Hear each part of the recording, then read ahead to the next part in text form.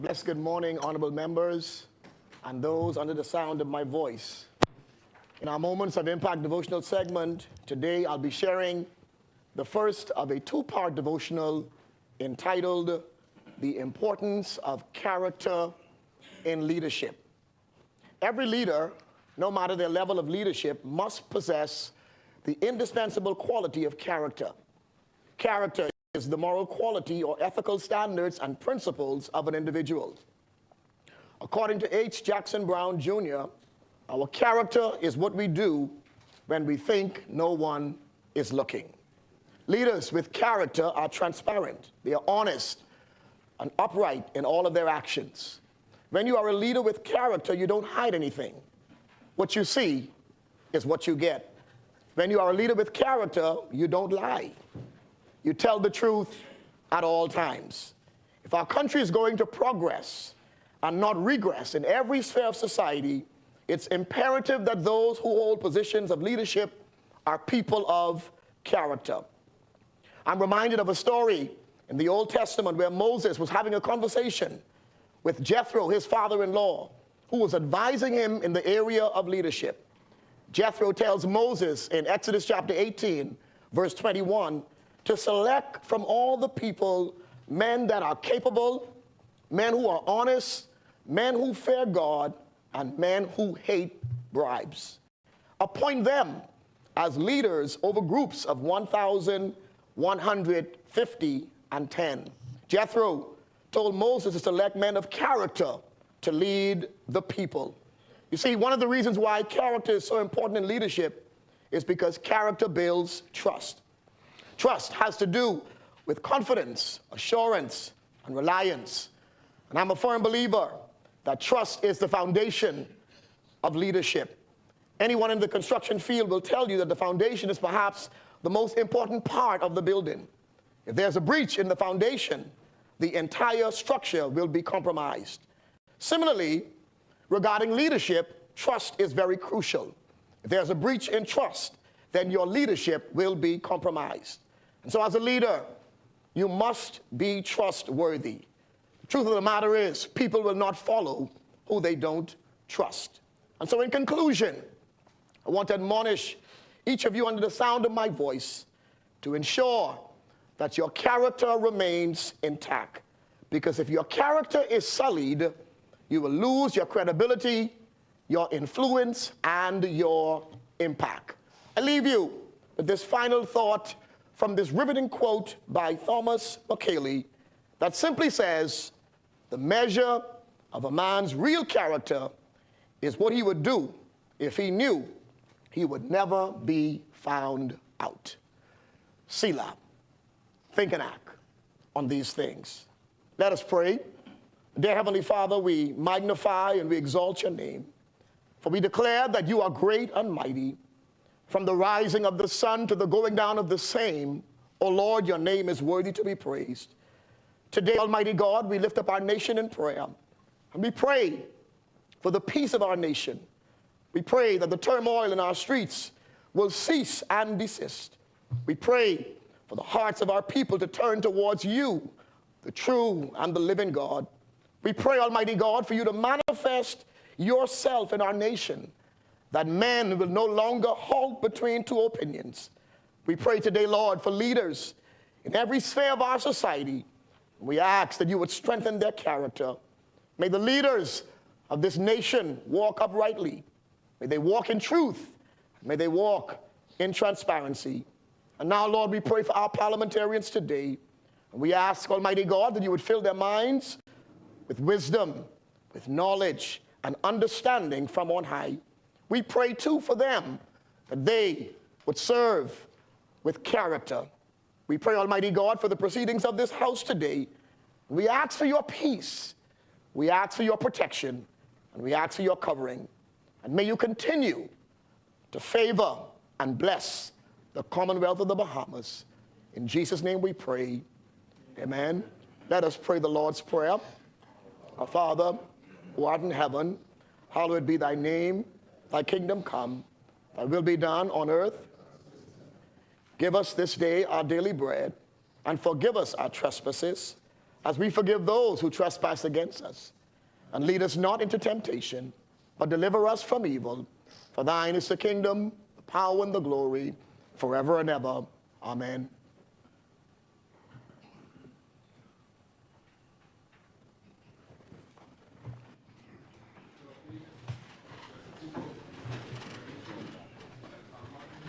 Alfred Sayers, Dr. Michael Darville, Clay Sweeting, Keith Bell, Wayne Monroe, Vaughn Miller, JoBeth Colby Davis, Ginger Moxie, Mario Boleg, Jomo Campbell, Basil McIntosh, Miles LaRota, Pia Glover Rowe, Lisa Ramming, Zane Lightbourne, Dr. Hubert Minnis, Jamal Strawn, John Pinder, Marcus Rowe, Dion Lundy, Kirk Cornish, Wade Watson, Leonardo Lightbourne, Leslie Miller Bryce, Leroy Major, Sylvanus Petty, Mikhail Bonnaby, Michael Pintard, James Quady Thompson, Aram Lewis, Shandon Cartwright, Adrian Gibson, Adrian White, Kingsley Smith.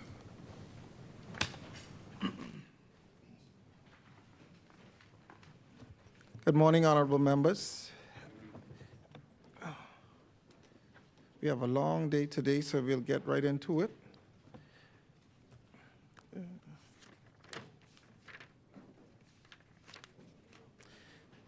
Communications by the Speaker, there's none.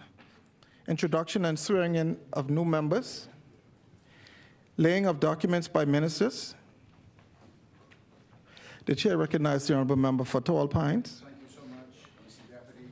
I beg leave to lay on the table of the House a copy of the following: the National Insurance Chronic Diseases Prescription Drug Fund Amendment Regulation 2024. Order that the documents be brought up. Order that the documents to lie on the table. Further laying of documents by ministers. The chair recognizes the honorable member for Exuma and Ragged Island. Deputy, I beg leave to lay on the table of the House a copy of the following: the Public Debt Management Bahamas Register Stock Number 3, 2025, Directions 2024. Thank you, honorable member. Order that the documents be brought up.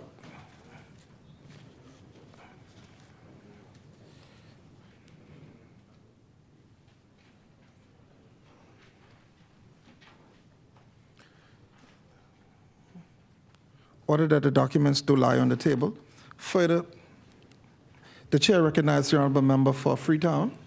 Mr. Deputy Speaker, I beg leave to lay on the table of the House a copy of the following: the Price Control General Amendment Number 7 Regulation 2024. Thank you, honorable member. Order that the documents be brought up. Order that the documents to lie on the table. Further laying of documents by ministers. No further laying of documents. Thank you, honorable member.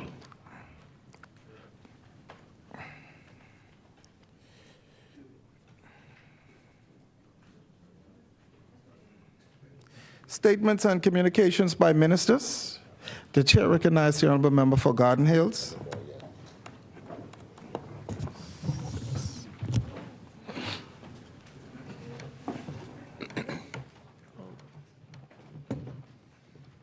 Thank you, Mr. Deputy Speaker. It is always truly a privilege and an honor to stand in this honorable place, to stand in the gaps for the great constituents of the Garden Hills.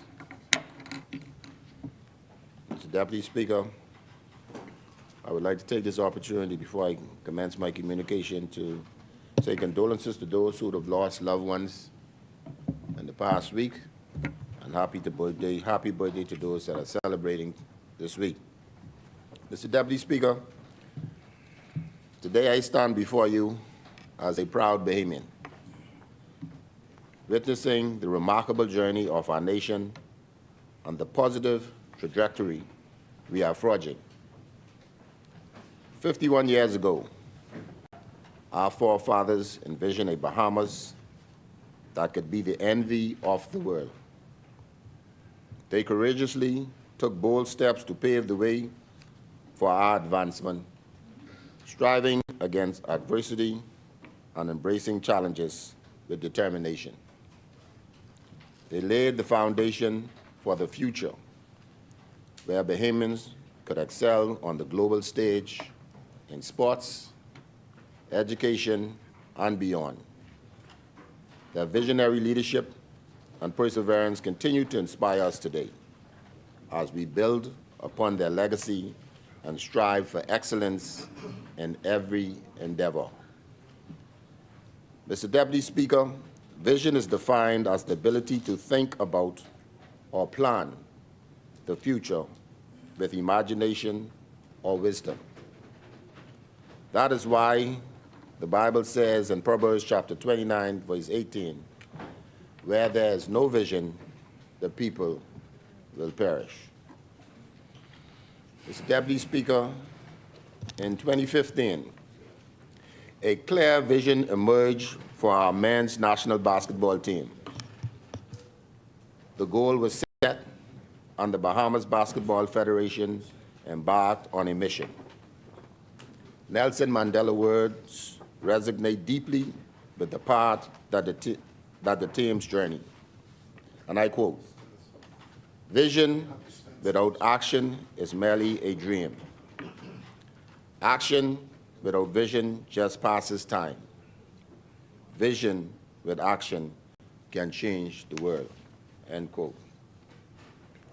Mr. Deputy Speaker, FIBA, the international governing body for basketball, identified the Bahamas as a rising star in their revamped World Cup format and issued a challenge for our country to raise our game. As the then head coach, I vividly remember the excitement and the responsibility we felt. From day one, I had confidence in this team. Even that financial support was scarce, we knew the potential we had, and we were determined to prove ourselves. The decision to accept FIBA's challenge was a pivotal moment for our national basketball program. This new game plan marked the beginning of a transformative journey, aiming to improve our skills and strategy, and also to establish a strong presence among international competitors. With a clear vision and a commitment to excel, we embarked on this path, believing that the hard work and dedication would propel us towards our goals and inspire future generations of Bahamian athletes. Mr. Deputy Speaker, the country faced tough opponents in pre-qualifying tournaments across Americas. Each game presented a unique challenge, testing the team's resilience and skills.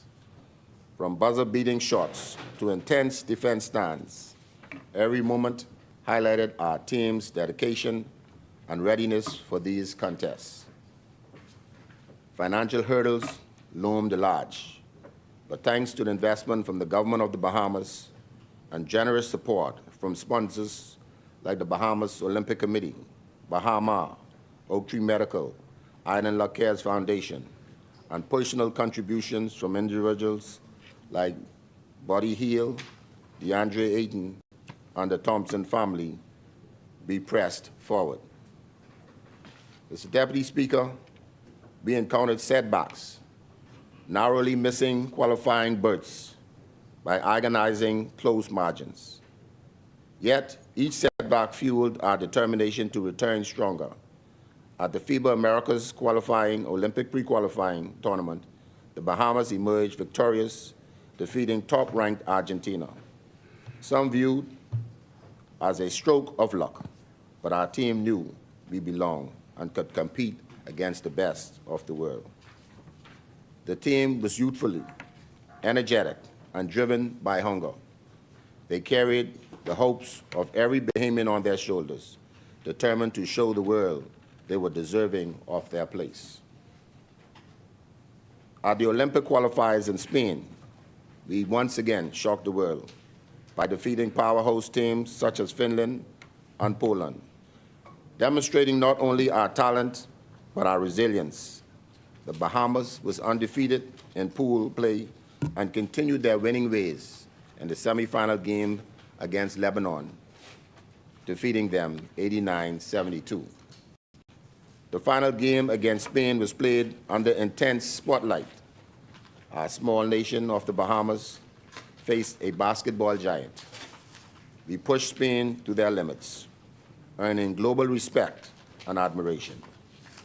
The Bahamas stood tall on the world stage with our performance shining brightly in the aquamarine black and gold, creating a lasting legacy in basketball history.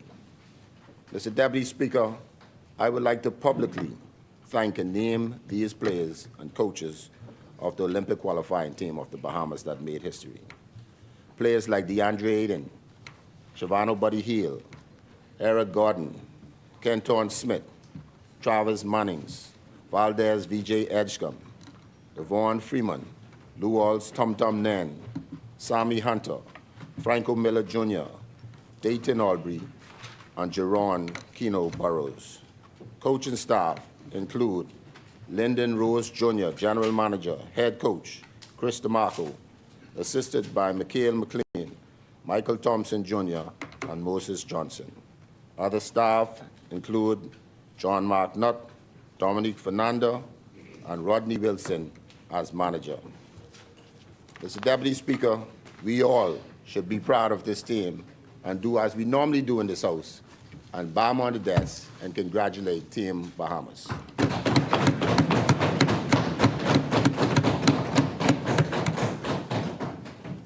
Mr. Deputy Speaker, the Olympic torch is set to ignite a flame and spark inspiration throughout Team Bahamas.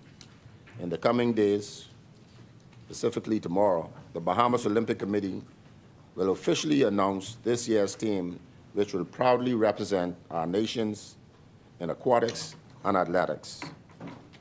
While I refrain from preempting the committee's announcement, I take this moment to express heartfelt gratitude to all of our athletes. The Olympic cycle spans 4 years, during which athletes set their sights on meeting rigorous Olympic qualification standards.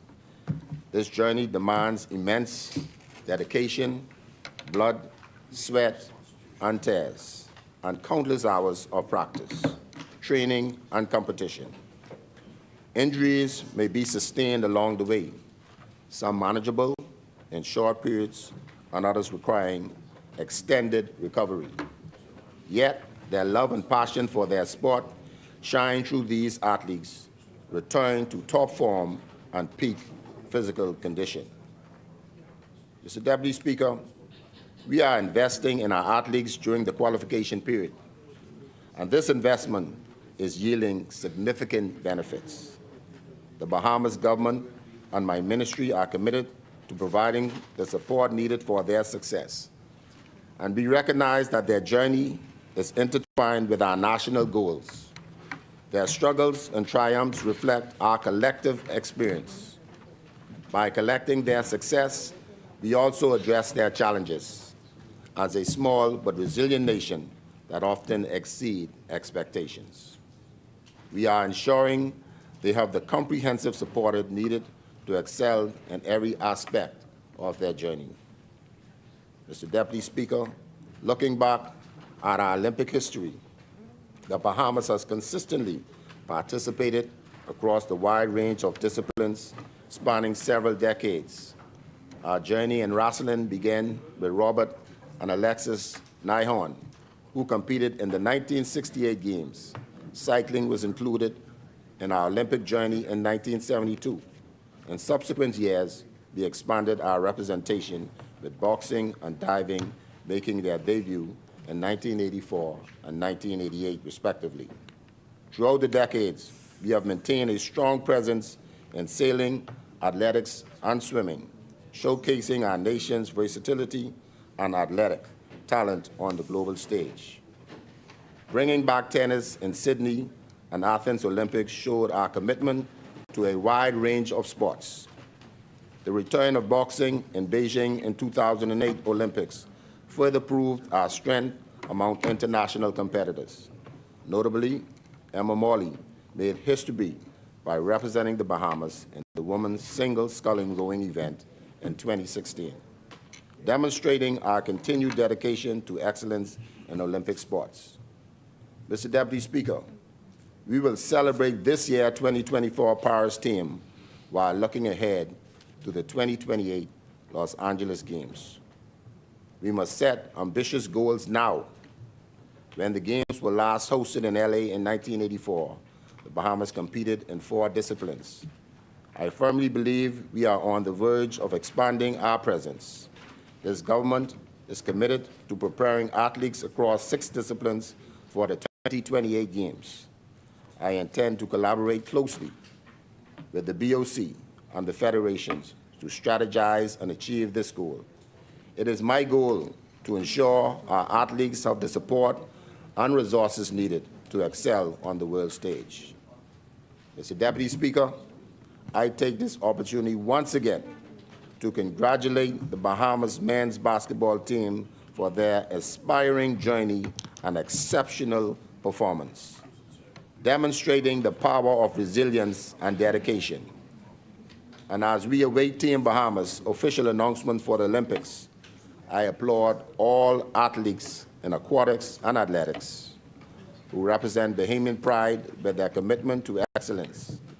Let us unite in support that brings national unity, inspires future athletes, and promotes education through sports. Together, we will continue to advance, moving forward, upward, onward, together. Thank you, Mr. Speaker. Thank you, honorable member. Order that the communications be brought up.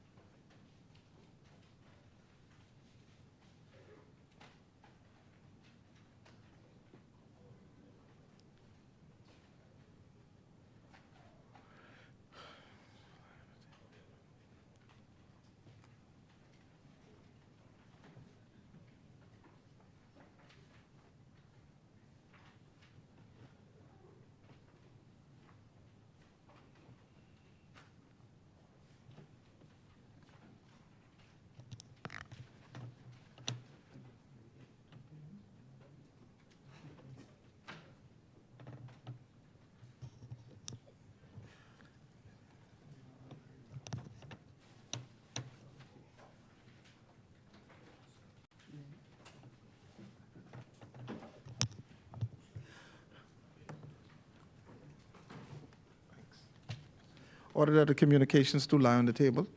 Further communications by ministers? No further. Thank you, honorable member. Communications by the clerk. Message from the Governor General. Message from the Senate. Motions for leave of absence, leave to resign seat, or new writs. Presentations of petitions, presentations of reports of committees, adoption of reports of committees, first reading of bills. The chair recognizes the honorable member for Central and South Eleuthera. Morning, Deputy. I beg leave to introduce and have read for the first time a copy of the following: a bill for an act to amend the Bridge Authority Act. Is there a second? Order that the documents be brought up. It has been moved and seconded that the following bill be read a first time and tabled. Which one? A bill for an act to amend the Bridge Authority Act. As many as are in favor will remain seated. Those opposed will stand. Order that the bill be read a first time and tabled.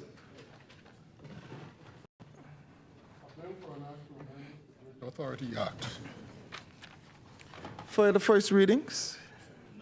First reading. Thank you, Honorable Member. Second reading and committal of bills. The chair recognizes the Honorable Member for Tall Pines. Thank you so much, Mr. Deputy. Mr. Deputy, I'd like to join the member for Garden Hills in celebrating our basketball team and their performance. I had the opportunity to watch some aspects of the competition, and I was pleasantly surprised of their great accomplishments. And so I would like to join him in congratulating not only the players, but those who were instrumental in the coaching, the organization, and all of the other benefits that came along with the games.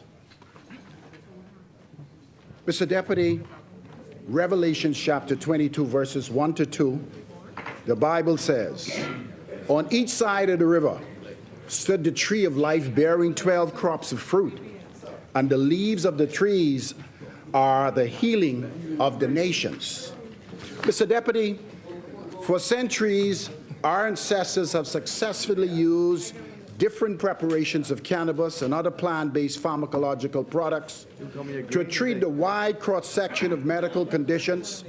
And yes, cannabis is recorded in ancient history as a pharmacological treatment for many chronic medical conditions. So as I rise this morning on behalf of the great people of Tall Pines, hundreds of patients, allied healthcare professionals, doctors and nurses who have been petitioning and waiting for this landmark piece of legislation to come to this honorable place, I do so with great humility, knowing that on passing, these new laws would allow local physicians to prescribe cannabis, pharmacists and trained dispensers to dispense cannabis, patients to legally access medical cannabis to treat many forms of debilitating medical conditions.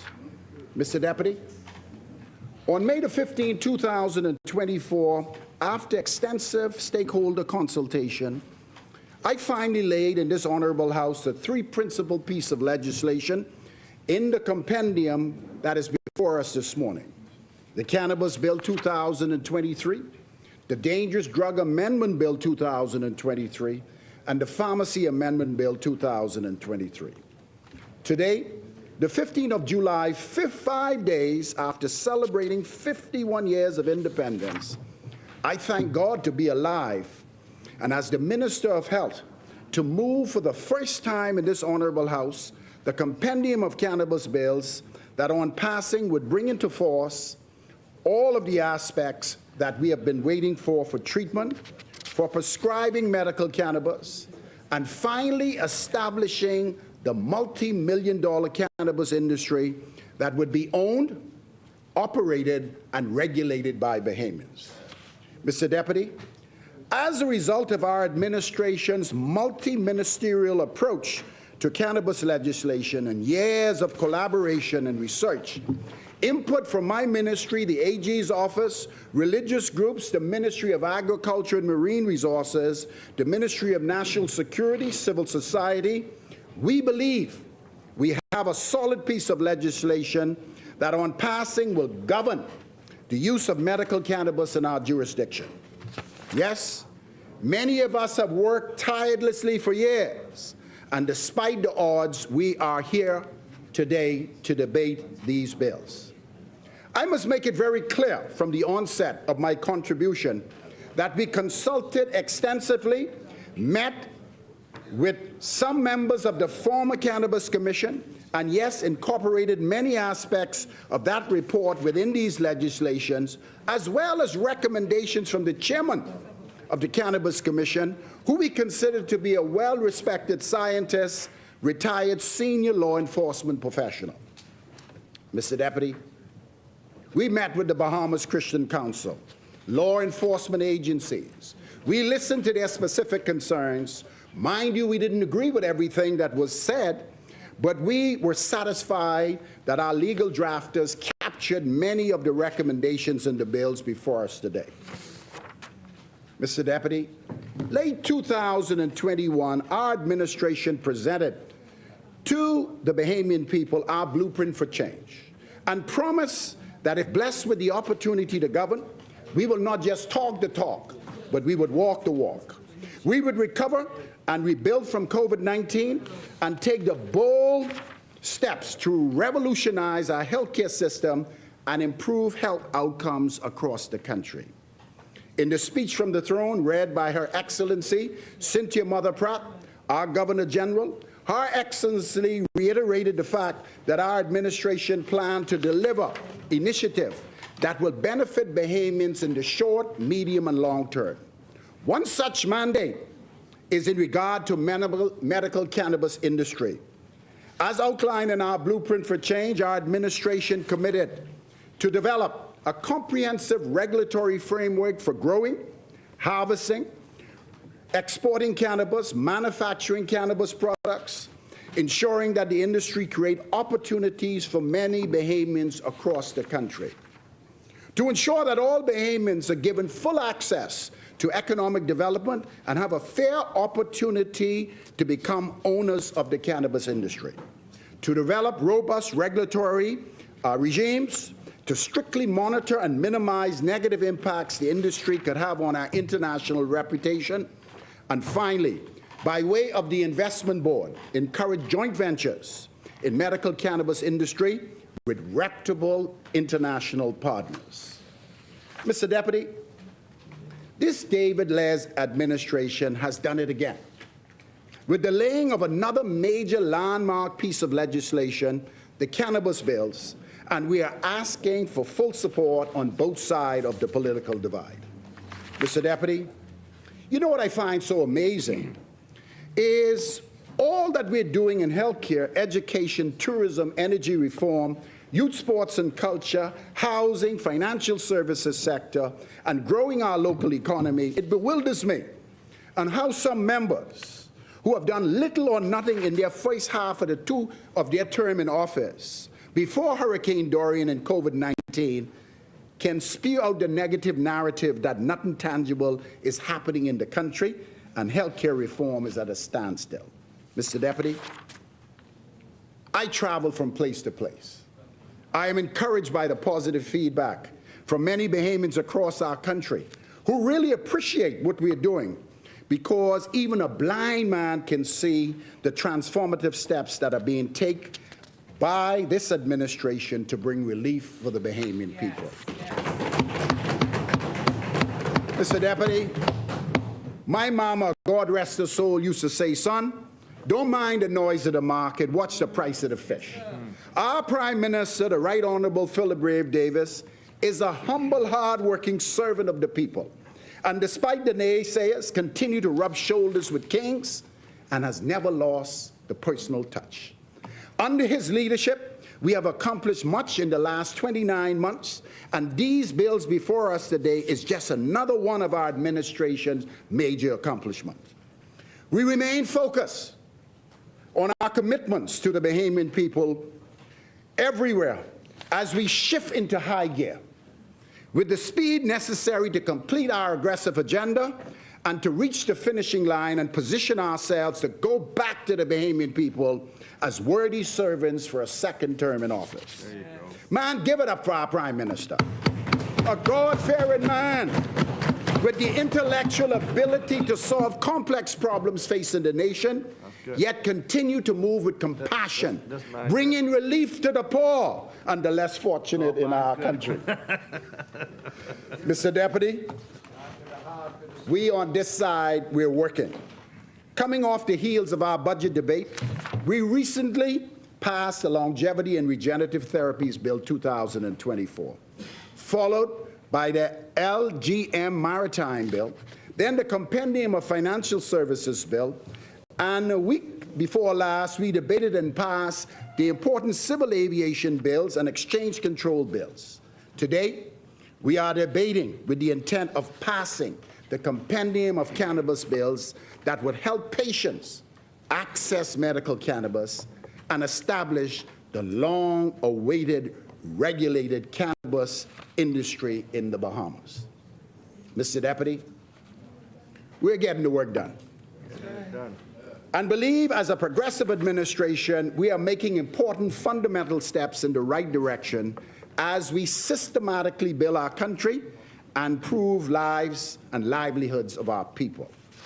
Mr. Deputy, bringing progressive legislation to this honorable House that will benefit our people and catapult this nation into the 21st century is a major priority of this administration. With the passing of these bills, the government of the Bahamas seeks to bring into force the medical cannabis industry, decriminalize cannabis, expunge records for small quantities, and ultimately establish the Cannabis Authority as the engine that would regulate and drive the industry. The regulatory framework outlined in these well-drafted bills aim to authorize the legal use, consumption of cannabis for medical, scientific, and religious purpose. Understanding very well that governance is continuous, and as a responsible government, we have built on the work left behind by the former Minis administration. After 2.5 years of consultative work, we on this side believe we have produced a compendium of legislation that would not only help Bahamians get access to medical therapies they truly deserve, but assist the government in establishing a well-regulated, lucrative cannabis industry here in the Commonwealth of the Bahamas. Mr. Deputy, last summer, the Office of the Prime Minister, in conjunction with my ministry, the Attorney General Office, had successive consultative meetings with law enforcement agencies, the Ministry of Agriculture and Marine Resources, religious organizations, the Christian Council, private sector groups, civil society, online groupings, to garner feedback and recommendations to the bill that are present.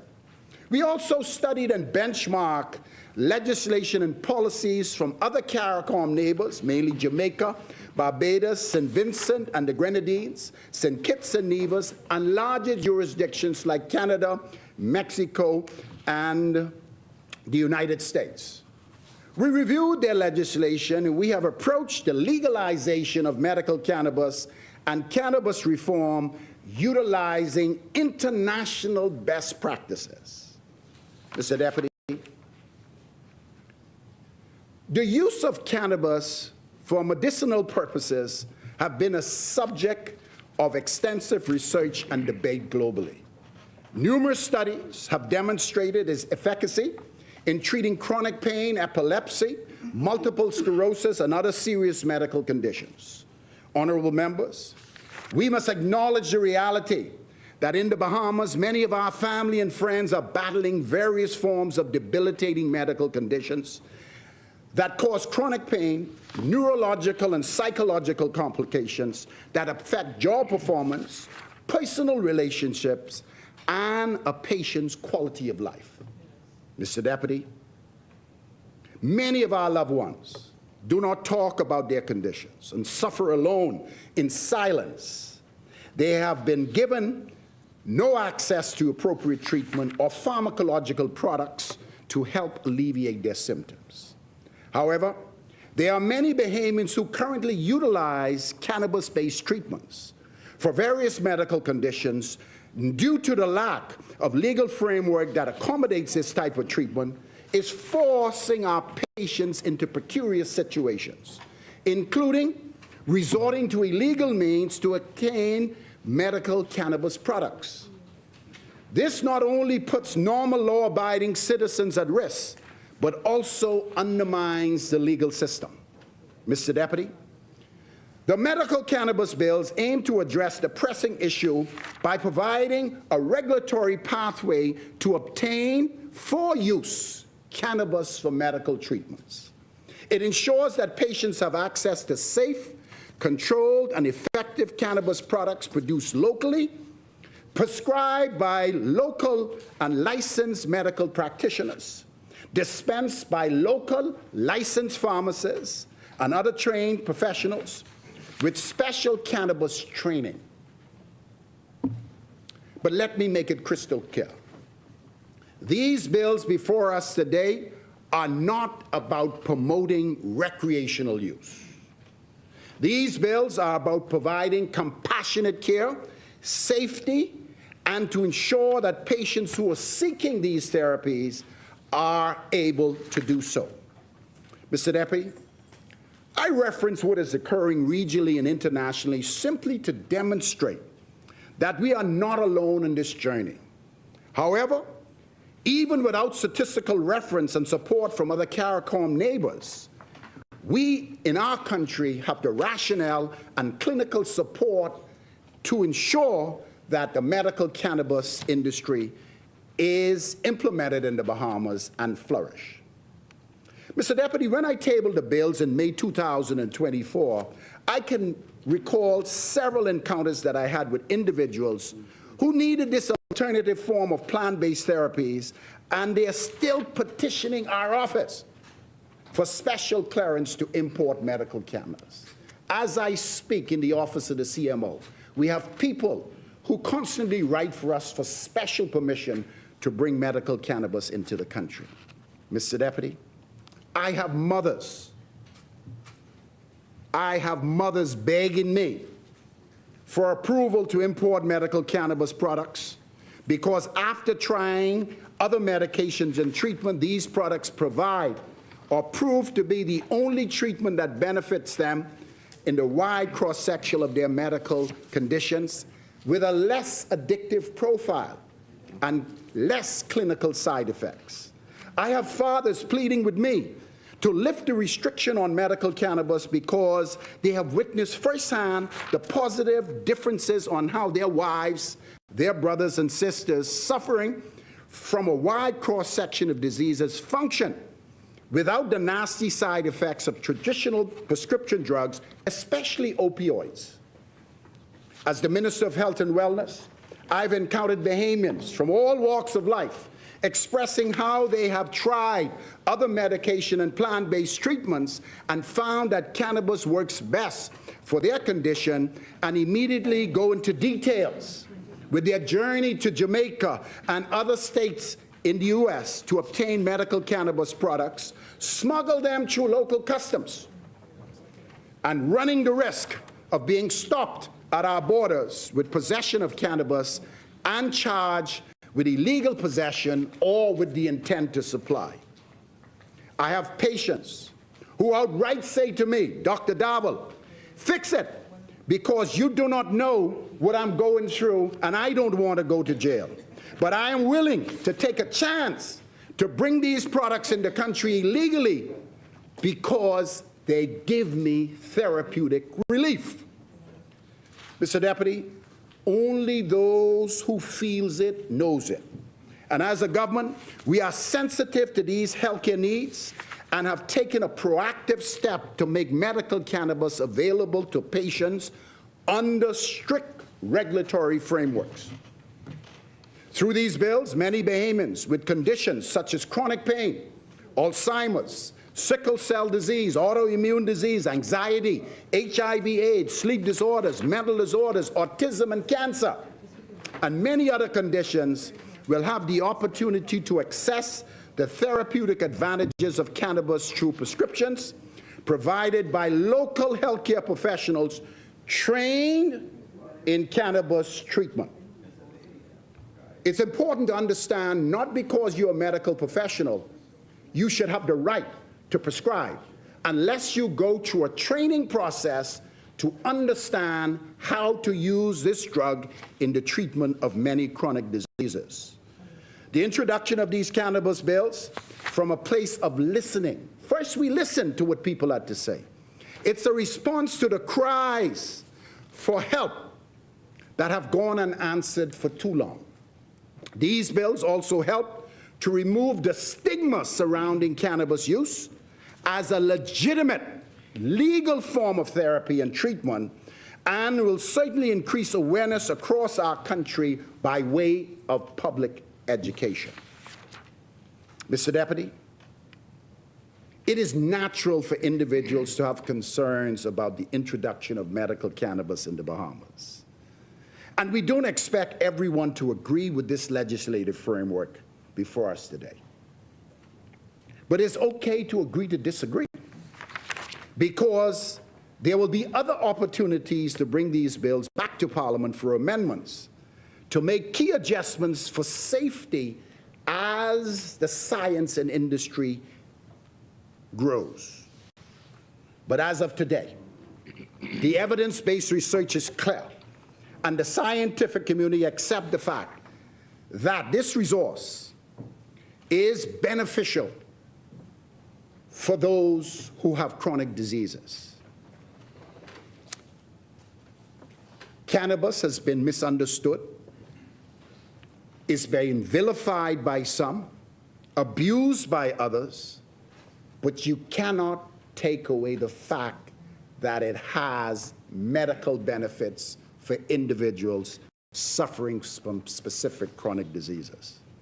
As regulators of the Dangerous Drug Act and Controlled Substance, my ministry is not discounting the evidence that high THC concentration is linked with psychoactive behavior, and cannabis products must be banned for use in the pediatric, adolescent, and pregnant population, because the scientific evidence is clear that its use in these groups can create potential danger. The truth of the matter is that the medical benefits of cannabis are well documented in the medical journals. However, outside these specific special groups, technologies, research, and evidence-based data have expanded over the years, and it supports the fact that people have received much-needed relief from the use of medical cannabis with the appropriate combinations with THC and CBD without psychoactive episodes. Mr. Deputy, with the passing of this legislation, we know that some people envision a society where medical cannabis is easily accessible and people are outside smoking a joint all over the street and using relevant cannabis products freely. This is a misconception, and the legislation addresses this grave concern. Let me reiterate. This legislation is not about recreational use of cannabis. This legislation is aimed to provide the legal framework for patients who can benefit from medical cannabis or use cannabis for their religious practices while maintaining the penalties for those who act outside of the parameters of the Act and the law. The law is clear. And if you read the bills, you will basically see exactly the regulatory framework that comes along with the legalization of medical cannabis and cannabis for religious purposes. During the consultative process, we met with the leadership of the Rastafarian faith. We learned a lot. We listened to their concerns. And we listened to why cannabis is important as their religious sacrament. Their concerns and some requests were incorporated in the principal bill and supported by the regulations, giving the rights for membership and subject their religious faith to the same regulatory framework to all who express interest in the cannabis industry. Mr. Deputy, this legislation has been crafted to address the concerns of our people. This compendium of bills, including the amendments to the orders, aim to decriminalizing cannabis for medical research and religious use. It removed cannabis from the Dangerous Drug Act and named it as a controlled substance, recognizing in the Bahamas for the first time its medical value. This will create a space for CBD production, hemp industry, and bring equitable access to cannabis products as an option to support and improve healthcare outcomes. Mr. Deputy, the Pharmacy Amendment Bill 2023 also plays a crucial role by establishing protocols for the dispensation of medical cannabis, creating a new category of pharmacy, the cannabis dispensary, which is specifically licensed to handle and dispense cannabis with the oversight of a licensed pharmacist. While the Cannabis Bill 2024 is the nucleus of the compendium of bills, it establishes the framework for local cannabis production to address medical needs, foster economic opportunities for Bahamians, and ensure a well-regulated, safe, and controlled cannabis industry. Part 2 of the Cannabis Bill established the Cannabis Authority, which will have the responsibility to develop policies, procedures, guidelines to establish and regulate cannabis for medical, scientific, and religious purposes. This authority will ensure strict criteria for issuing licenses to qualified cultivators, manufacturers, dispensers, therapeutic facility, research institution, and others who participate in the medical cannabis industry. The authority ensures that all cannabis products meet strict safety and qualified standards.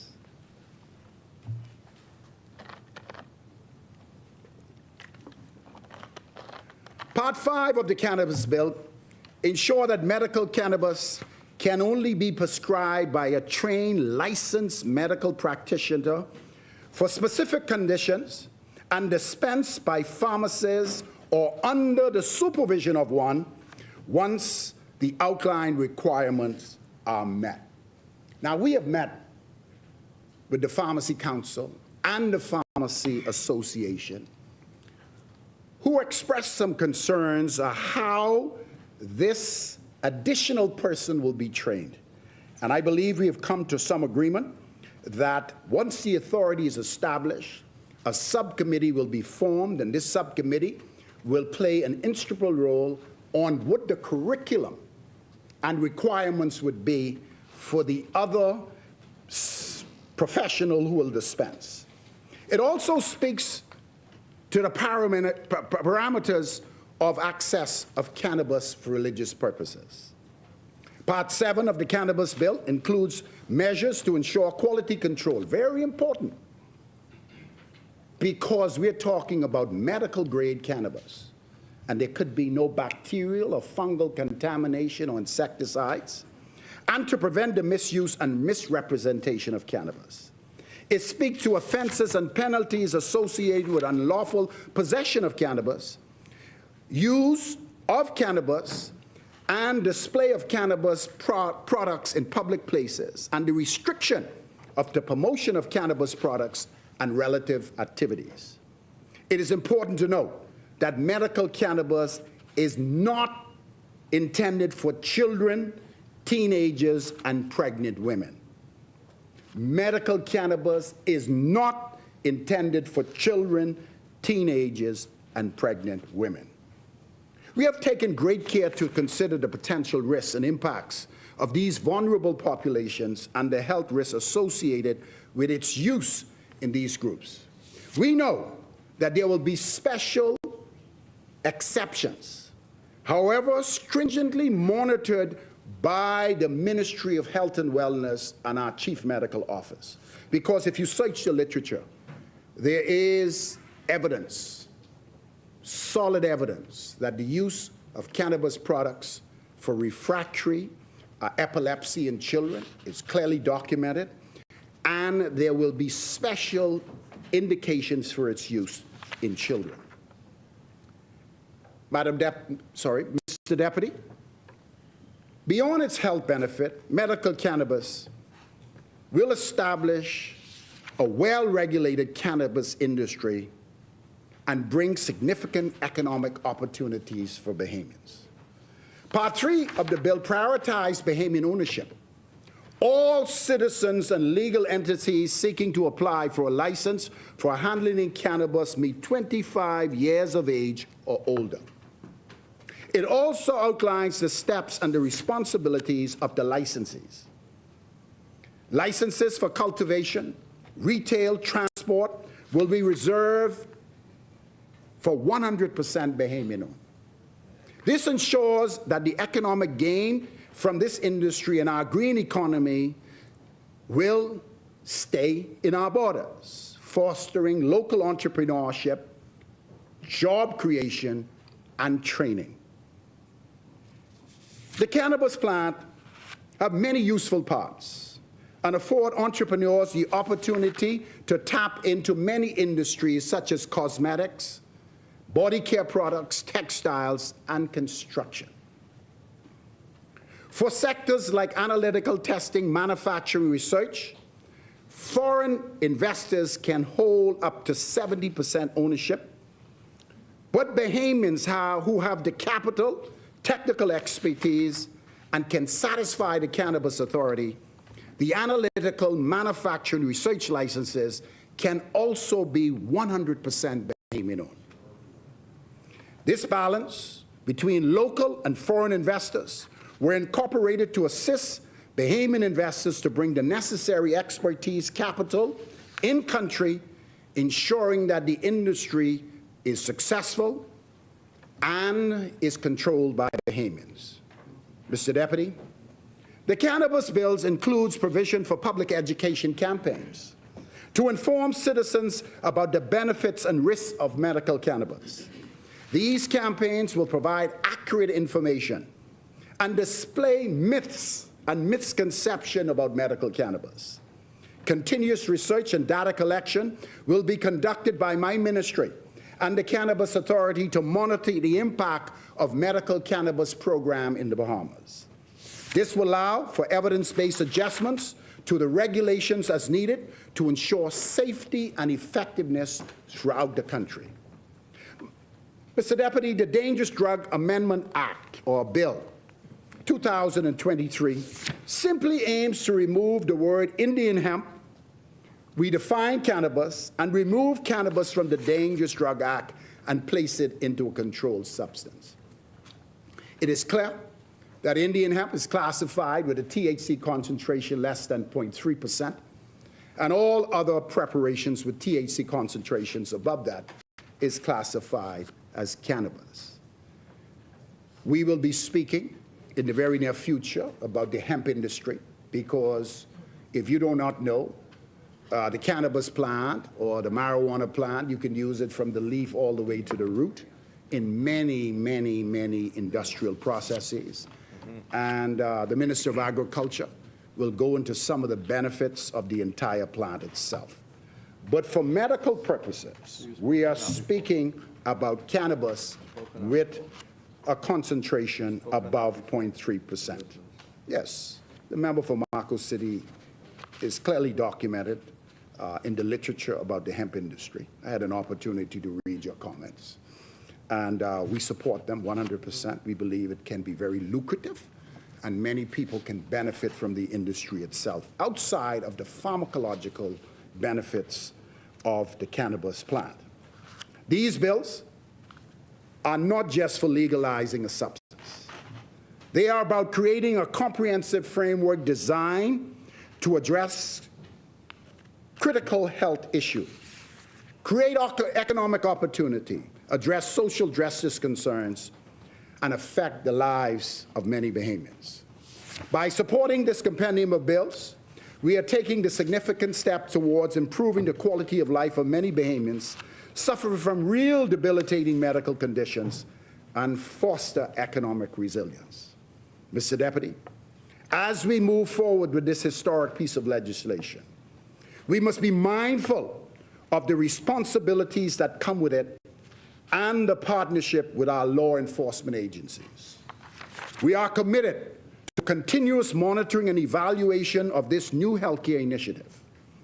We will, and we must ensure it meets the current needs of our citizens, but also adapt to future development in medical research and patient care.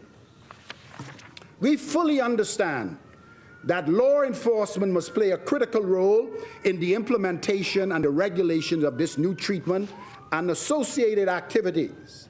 And yes, we must find the resources for all these agencies in order that they can do their job appropriately.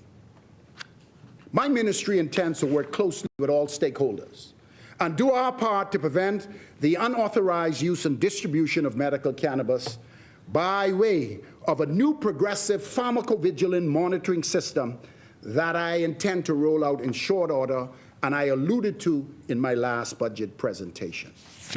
Collectively, our aim is to strike the right balance that allow patients in need to access medical cannabis, while maintaining public safety and security throughout our country.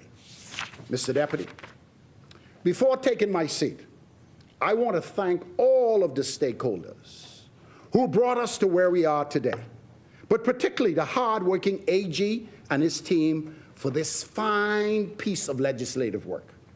But I want the general public to remember that health is not the absence of disease.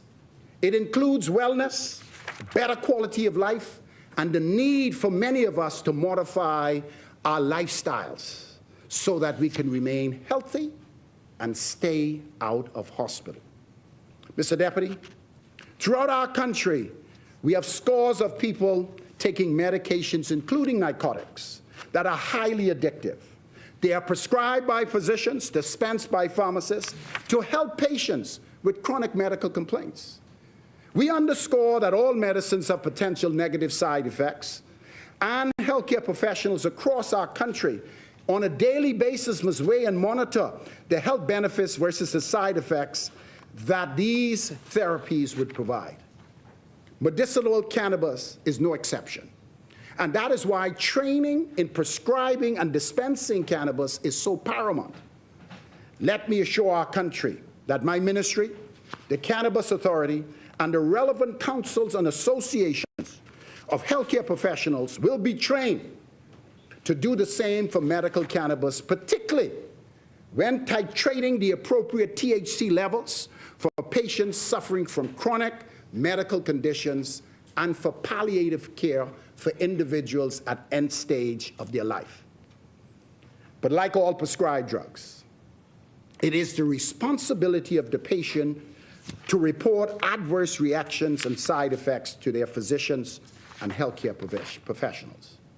Mr. Deputy, in this day and age in the Bahamas, I find it very disturbing that we still have citizens who are afraid to go to the doctor and are self-diagnosing and treating themselves based on what they've read online, with no actual assessment or instruction from licensed healthcare providers. This must become a thing in the past in the Commonwealth of the Bahamas.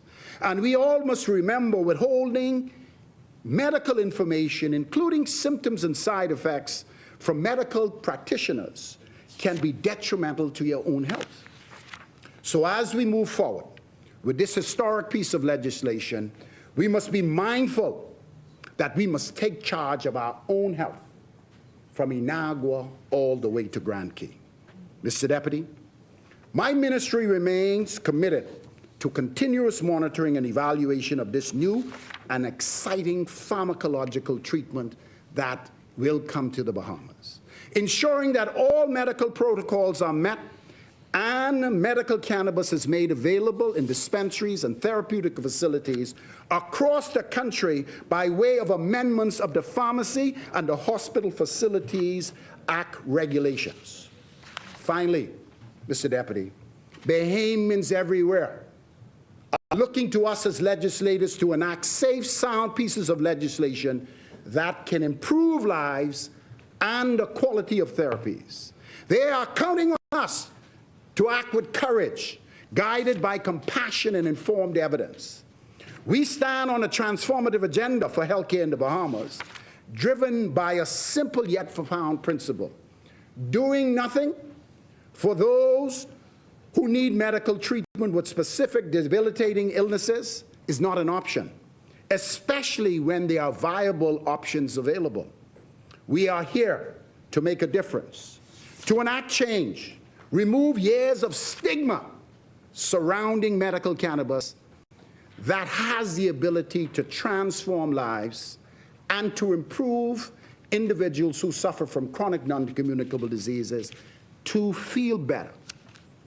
The legislation before us offers a careful consideration, responsibly crafted approach to introduce medical cannabis to the Commonwealth of the Bahamas, ensuring that we prioritize the well-being and safety of our citizens. I urge colleagues on both sides of the political divide to support the medical cannabis bills and to engage actively in this debate. Let us work together to ensure that this legislation serves the best interests of our people and our nation, and bring relief to the sick by offering therapies that can enhance their quality of life. The medical evidence is clear that cannabis is one of these essential treatments that should be added to our pharmacopoeia. It should become locally available, and we should train medical professionals and pharmacists specifically for the use of this form of therapy through the Commonwealth of the Bahamas. Mr. Deputy, we have worked hard on the compendium of this legislation. We are satisfied that our consultative process has been extensive. We believe that there are thousands of Bahamians can benefit from this form of therapy, and as a responsible government, we have heard the cries of many who are seeking this medication across borders and bringing it into the country legally. I am confident, with the guide of our law enforcement agencies and the support of close monitoring of the therapeutic benefits of cannabis by way of the Cannabis Authority, I believe we have a selection and a compendium of bills that is capable to do it safely and effectively throughout the Commonwealth of the Bahamas. Mr. Deputy, I so move. Thank you, honorable members. Thank you. Honorable members, in the gallery today we have three special guests from the Rastafarian community. Mr. Richmond McKinney, Ambassador for the Rastafarian community. Mr. Lewis Sweeting, and the High Priest Tafari Thompson. Welcome, gentlemen. Is there a seconder? The chair recognizes the honorable member for Centerville. Rise every morning with health, strength, purpose. This beautiful collective of islands called the Bahamas is a privilege we all share. I'm grateful to God for this privilege. And I also remain grateful to the people of the Centerville constituency for their confidence and continued support. Thank you. As I endeavor to represent them to the best of my ability. Mr. Deputy, Team Centerville and I are continuing to work for our people in the constituency day and night. Just this past Saturday, we had our All Things Bahamian Fish Fry. I participated in frying some snappers in Bahamas. We had potato bread, cassava bread, some benny cake, and some peanut cake. All things Bahamian, you name it, we had it. And who then leave with a belly full, left with a plate full? No. We call them helpful carriers, not but on a different note, Mr. Deputy, I'd also like to take this opportunity to extend some heartfelt condolences to all of those that would have lost loved ones in our constituency.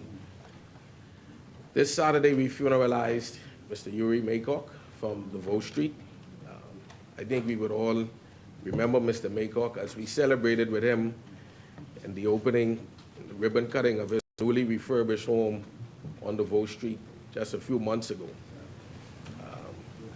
Along with Mr. DeVoe, Mr. Maycock, Mr. Deputy, we also lost Ms. Dorothea Davis, who was a constituent of Centerville and is highlighted as the first female inspector on the Royal Bahamas Police Force. We have a lot of unsung heroes in our midst and within the walls of our constituency, Mr. Deputy. And I would also like to take this opportunity to extend heartfelt condolences to Mother Nikki from Milton Street, who just this weekend lost her son. Mr. Deputy, as a country, we recently celebrated the 51st anniversary of our independence. And I wish to extend a happy belated independence to every Bahamian across the length and breadth of this country and around the world. I also want every Bahamian to know that all is not lost. We are still in pursuit of the dreams that our forefathers and mothers had for this country, when they marched, protested, advocated, and sacrificed for the freedoms that we now enjoy. I believe that it is our task to maintain and expand on the accomplishments that serve as our strong foundation for the next generation. That is how important these positions are that we hold in this place and in government.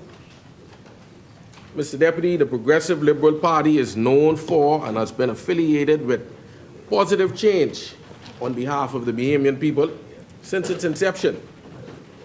And in my last presentation in this place, I quoted the words of the Right Honorable Silindin Pinling when he said that this party was born out of the absolute necessity felt by the masses in the country to bring about a change.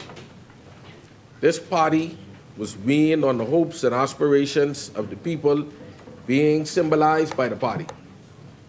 This party attained its maturity on the solid achievements it made for and on behalf of the people. As is our custom, this PLP administration, Kalani, has been addressing the hard issues head on, addressing the headwinds head on, and continue to bring legislation to this place that will advance our country and our people. Now, there are a lot of things that people say about us as a government. And though we fully admit that there's more to be done, it cannot be credibly said that this administration has done nothing for the country since assuming office. That is simply not true. Mr. Deputy, today is one of those days that will be marked in our nation's history as we discuss a topic that some may consider controversial. We are discussing the use, cultivation, transportation, and distribution of cannabis in our society for medicinal purposes. For time immemorial, cannabis, as it is widely known, has been considered for its negative uses. However, as with every other thing in existence, there's another side to the story. Marijuana can also be used to positively impact the lives of those who are suffering from various illnesses and diseases. All of us in this place should recall Mr. Fenton Nemo, who served as a member right here. He unfortunately passed in 2018. On July of that same year, he was quoted in one of the local morning dailies speaking about the positive impact of medical marijuana on his life. Mr. Nemo claimed that it saved his life when he was battling cancer. He said, and I quote, "I had no appetite. I couldn't eat, nausea, felt bad all the time. But once I take the pill, the only thing I did was fall asleep. The pill takes out that element that causes you to get high." Most government officials have not done their research. I reference Mr. Nemo's comments to give those who may have no experience to draw from a glimpse at the real-world issues that Bahamians with legitimate, chronic, painful, and in some cases, terminal issues are facing on a daily basis. We all either knew or knew of Fenton Nemo, who was at one time the Minister of State for Environment. Understanding and bringing into perspective the relief that can be brought to Bahamians with the enacting of this legislation is of the utmost importance.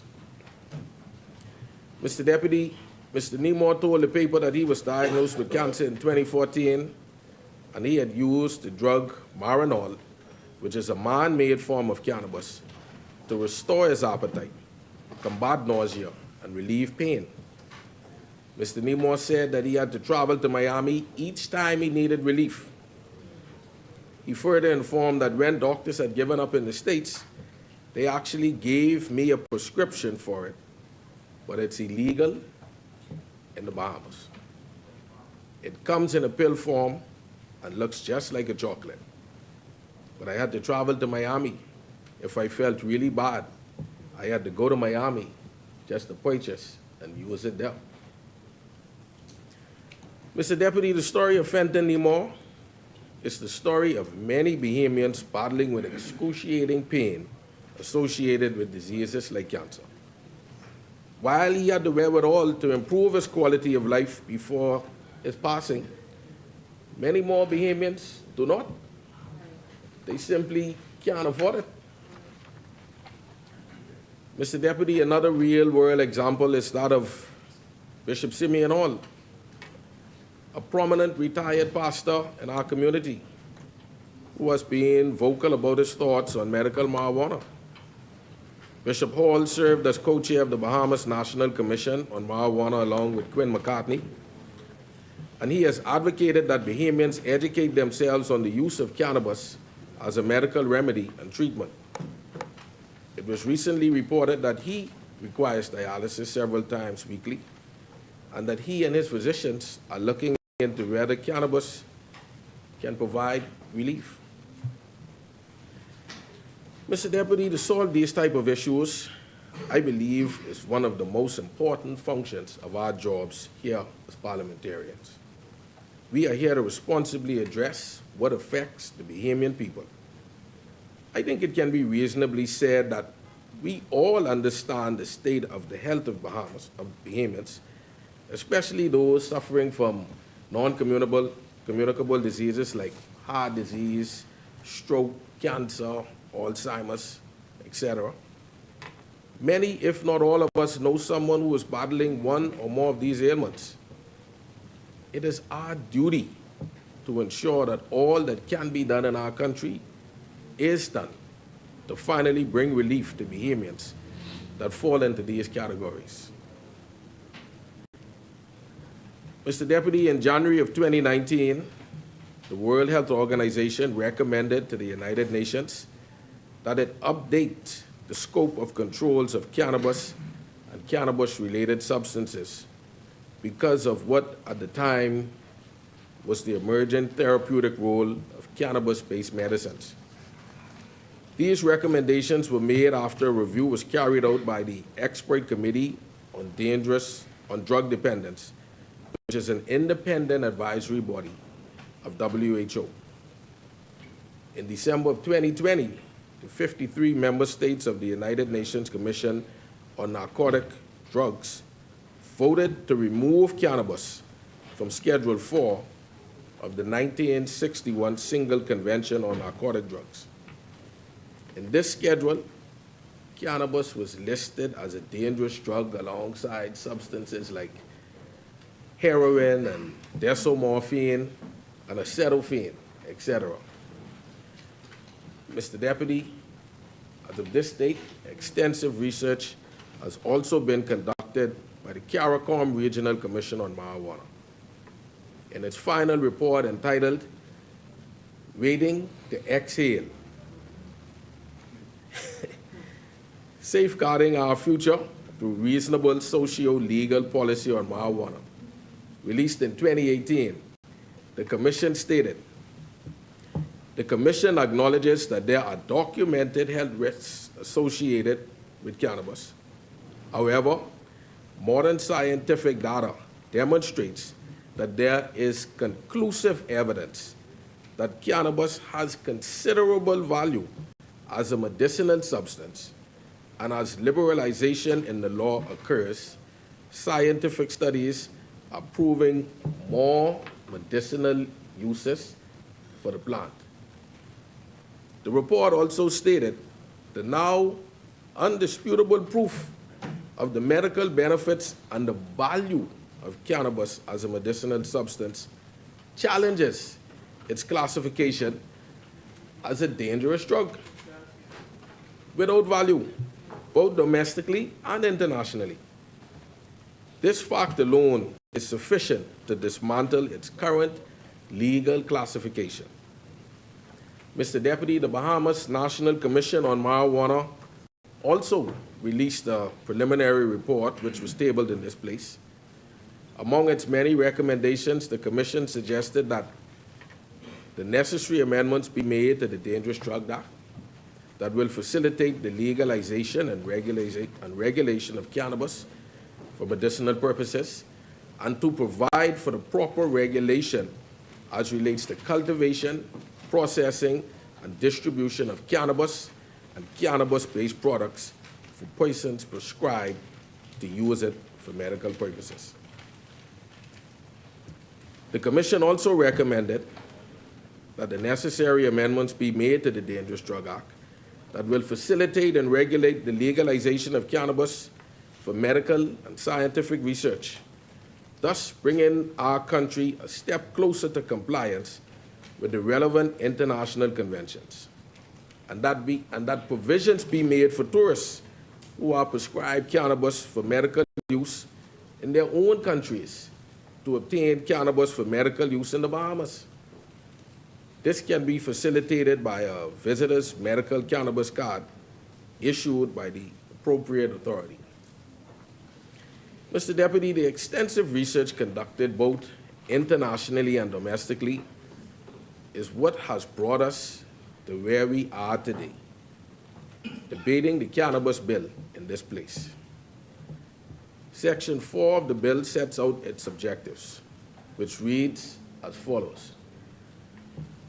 Excuse me.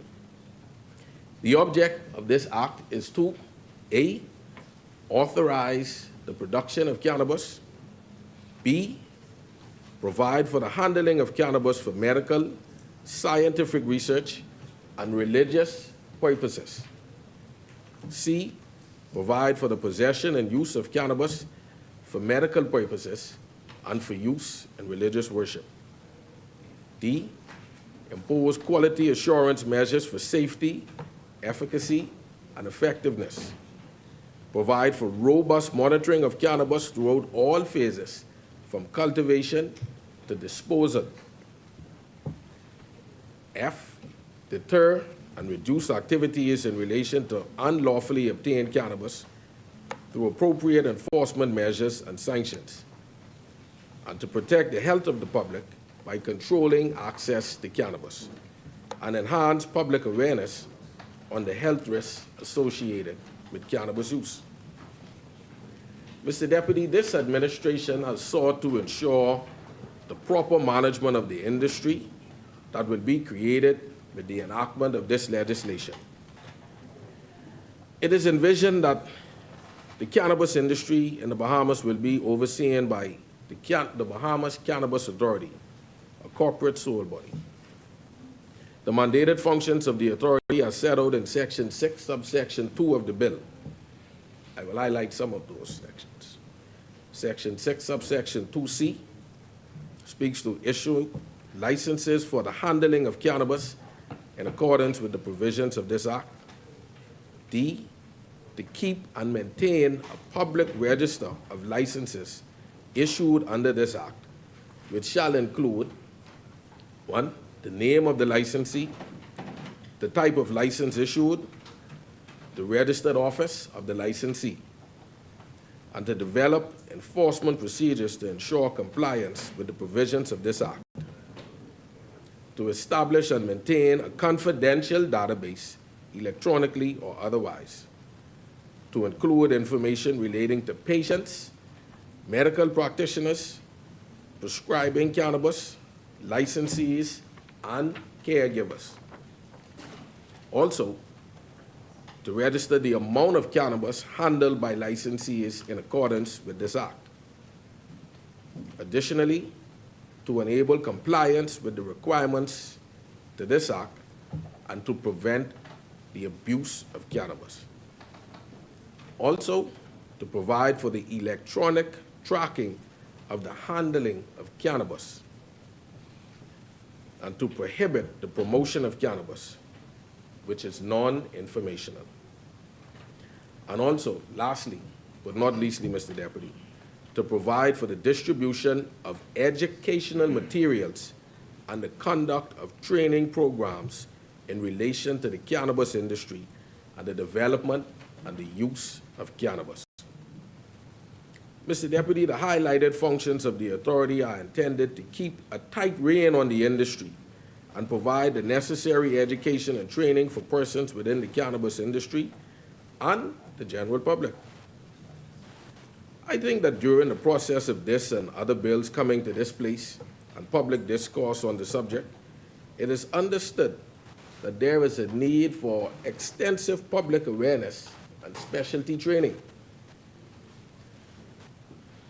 We must ensure that accurate and up-to-date information is circulated within the public domain, not social media happenstance, Mr. Deputy.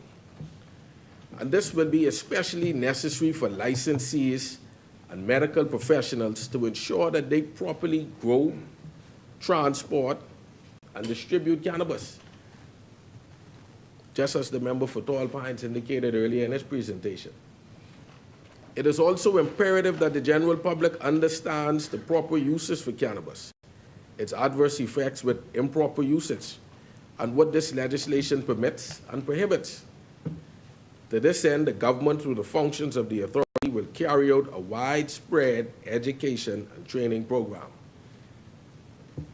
Mr. Deputy, this authority is also mandated in Section 6, subsection 3, to develop quality, safety, proficiency in testing, training, and certification standards and specifications for observance by licensees or other persons involved in the cannabis industry in consultation with the Director of the Bureau of Standards.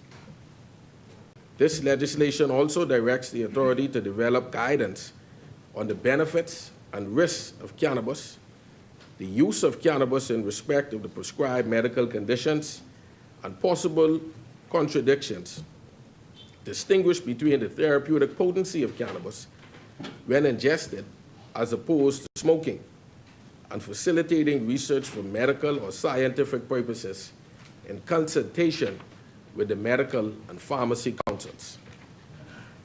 The authority must also develop guidance specific to the Rastafarian faith for the handling and safe use of cannabis as a sacrament.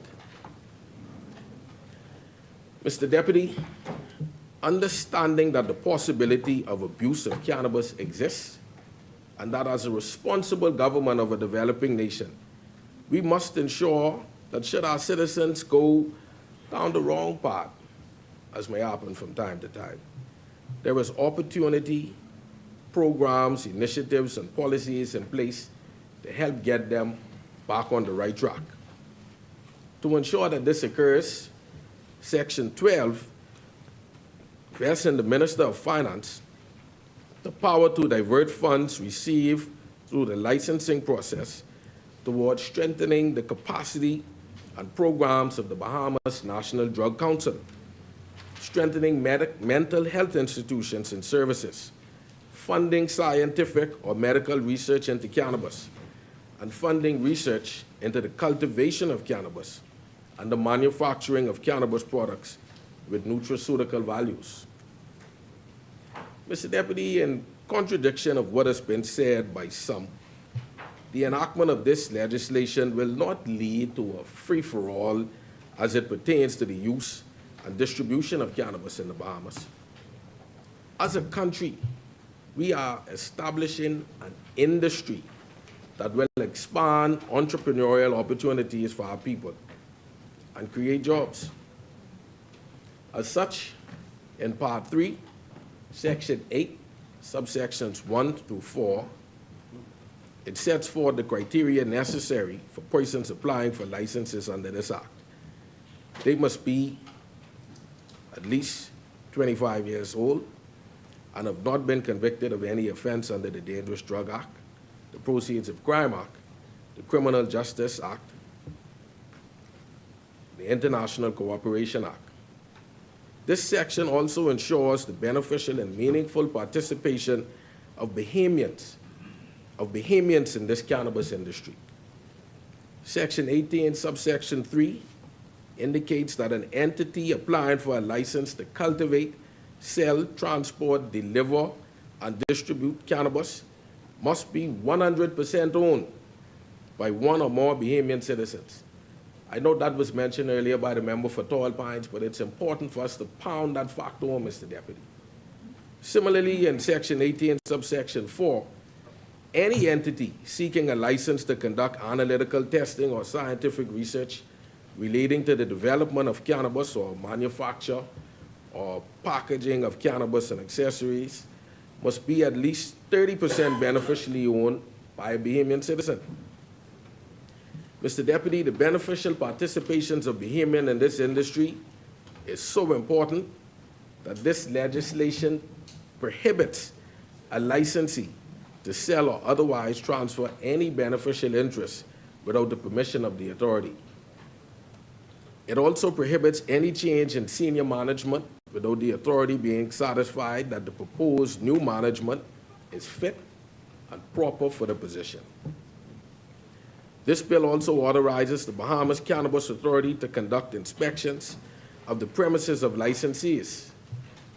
Part 4, sections 28 to 35 covers the powers of inspectors to enter premises, to request documents, information and samples, to examine receptacles and packages found on the premises, and to take photographs and recordings, etc.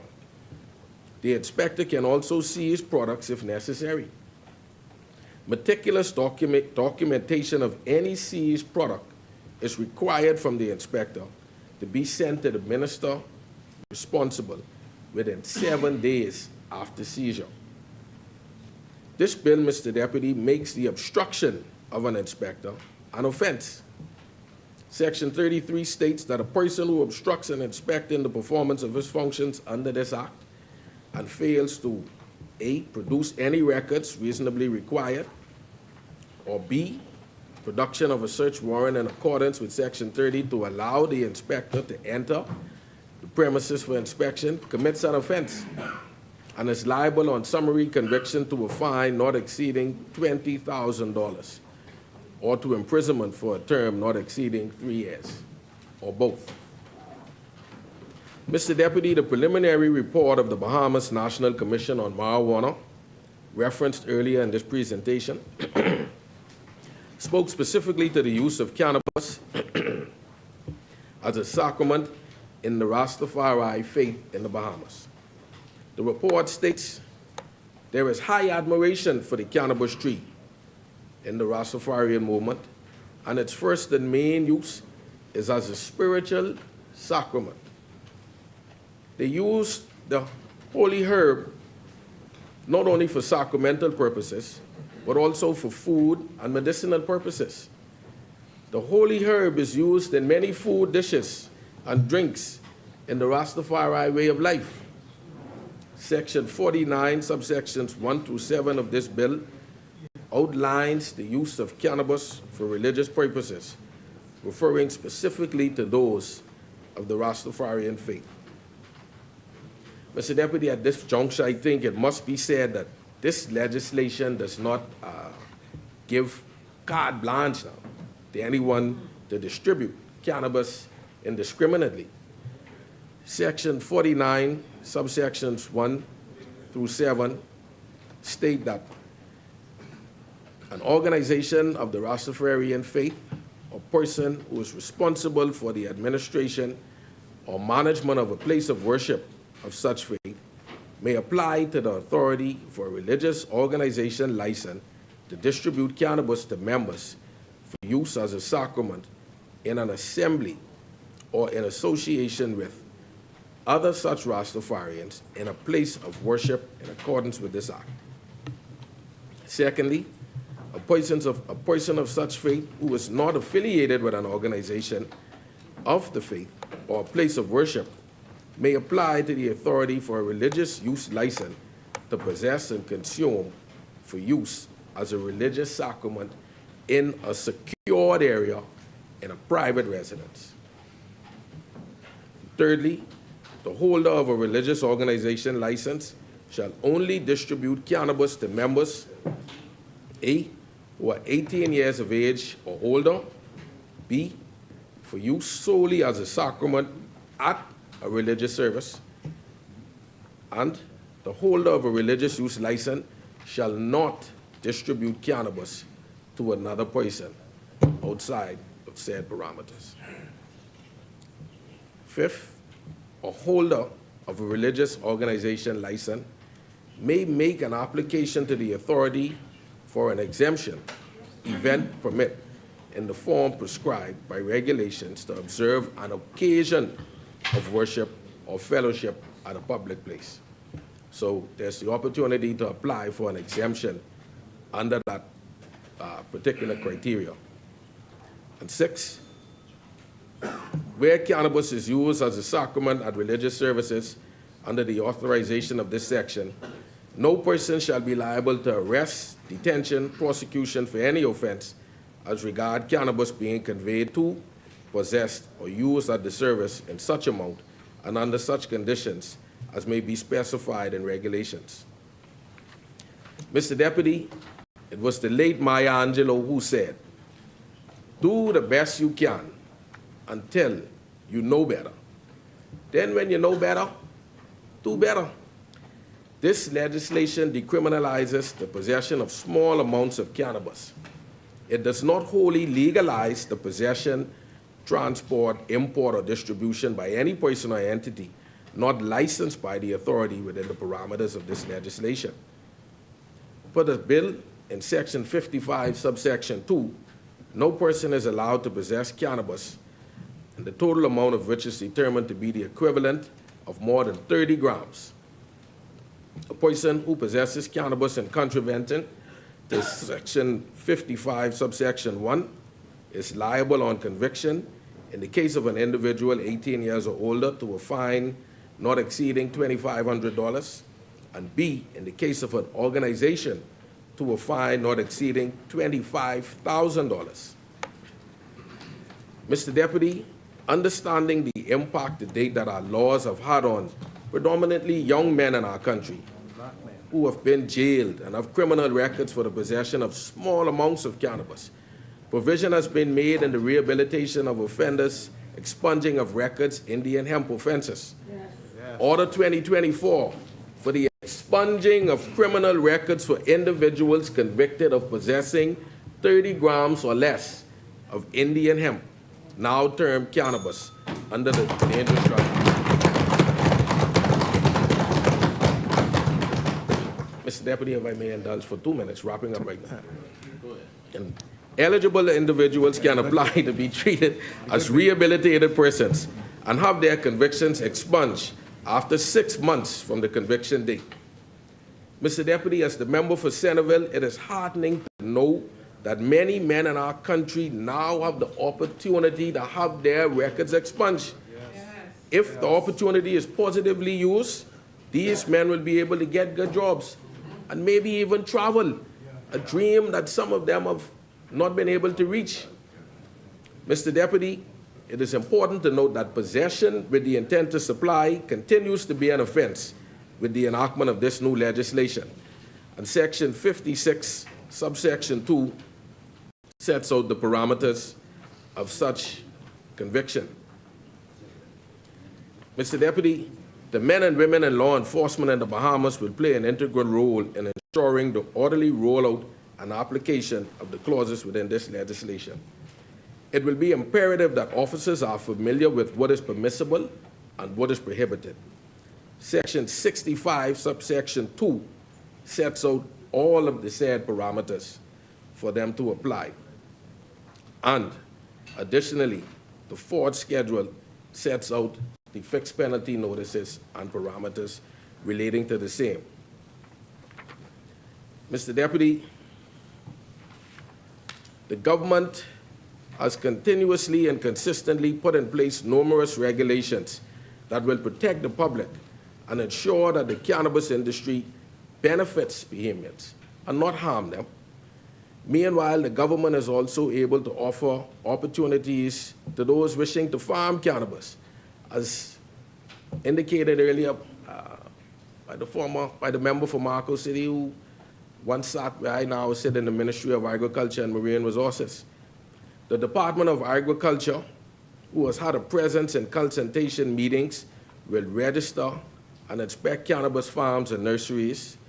And I have no doubt that the department, along with BASFA, the Bahamas Agricultural Health and Food Safety Authority, will rigorously monitor cannabis farms to ensure that they are held to the highest standards, no pun intended. Mr. Deputy, the highest standards. Mr. Deputy, I have sought to highlight as many of the sections of the bill as time would permit. Highlight. While my presentation... Not literally, member for While my presentation is certainly no substitute for reading and understanding the contents of this proposed legislation, it is a start and hopefully a catalyst for Bahamians to read the cannabis bill and its accompanying documents. Change is on the way, and it will alter our current modus operandi as it pertains to the handling of cannabis in law and in practice, and citizens should be well informed on what is about to occur.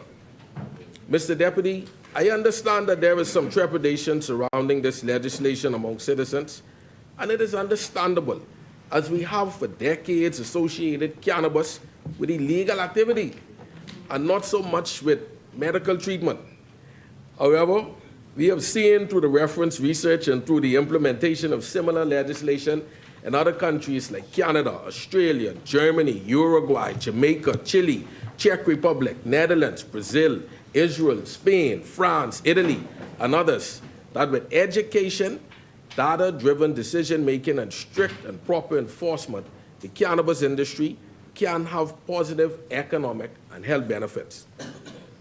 Mr. Deputy, as legislators and policymakers, we must pay attention as science and technology advances on issues once thought to be controversial and taboo, while simultaneously holding fast to the principles on which our nation was founded and protecting our people. We do not have the luxury of shying away from the hard subjects and conversations. There are many other laws that are in need of modernizing, replacing, or repealing, and we must be about the business, that business, because it is in the interest of national development. Mr. Deputy, the enactment of this proposed legislation will usher in a new day in the Bahamas, and though other administrations have conducted research and analysis in the past on marijuana, it is this Davis-led administration that had brought this legislation to Parliament. Honourable Member, you're going to wrap up because Yes, we have a lot of wrapping up speakers right now, coming Mr. up. Deputy. And The chair recognized the Honourable Member for Marco City. I thought prior you and the member for Tall Pines acknowledged that work was in fact done by a commission and administration. So the last statement, I'm just let me finish. The last statement just seemed to be out of context with the work that had been done. But while you're on your feet, could you clarify whether or not persons whose records are expunged, as we fully support, whether they are eligible to apply for licenses, because it would be unfair for them to have their records expunged, to have been dealt with harshly by the system, and now that the opportunity is available, everybody else has a chance at the license other than them. I'm informed, Marco City, that the member for Tall Pines will address that in his wrap-up. That the last... I'm It affect our debate, so we just wanted to get a sense on whether or not. Yes. And additionally, we do recognize the efforts made, and I did indicate that. Although that their previous administrations did indeed conduct research. So that is in fact acknowledged. But what I am saying, Marco City, is that it is this Davis-led administration that is now bringing it to Parliament, and will ensure that this industry gets up and running. We're going to ensure that, Marco City. Be patient. I know you're looking forward to this. It's coming. It is this Davis-led, yes, sir, indeed. It is this Davis-led administration, Marco City, that is changing the status quo. It is this Davis-led administration that is ensuring that Bahamians are gainfully employed, properly educated, and trained, and have opportunities for upward mobility. I ask that colleagues support this bill as we continue to bring positive, progressive change to the Commonwealth of the Bahamas. Mr. Deputy, Centerville seconds and supports this bill. I thank you. Thank you, Honorable Member. It has been moved and seconded that the following bill be read a second time and committed. A bill for an act to regulate the handling of cannabis and the establishment of the Cannabis Authority. As many? The chair recognizes the Honorable Member for St. Barnabas.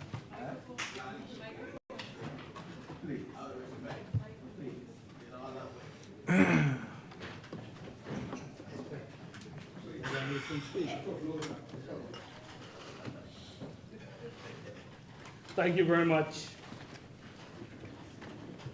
Mr. Deputy Speaker. Mr. Deputy Speaker, I rise on behalf of the great people of St. Barnabas. Just grateful to God, who's the great architect of the universe, for allowing me to be here today to take part in this debate. And it is a privilege to go after my colleague and brother from Centerville, where the only space between he and I is politics. There's only one Valley Boys, as the member for Centerville knows. There's only one. And so my fellow Valley Boys could go behind you on this bill. It's only one. And he represents the Saxons area. It's only one. Mr. Deputy,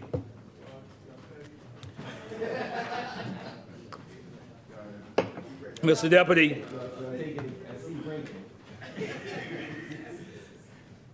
Mr. Deputy, as is the case with every piece of legislation that we debate, it is important to the development of our country and to our people. And there are pieces of legislation, Mr. Deputy, that impacts so much for the Bahamian people and the development of our country in many aspects. Some at times are very rudimentary, simple, and then sometimes they are complex. And it is incumbent upon us as a parliament to litigate the issues that emanate from those pieces of legislation where the Bahamian people would like clarity, and not only clarity, where the Bahamian people may have some particular concerns. It is not about diminishing the bill or the assets or benefits therein, but how do we make pieces of legislation better for the Bahamian people who ultimately we are doing this for? So the Bahamian people understanding the benefits to them and their family members. Mr. Deputy,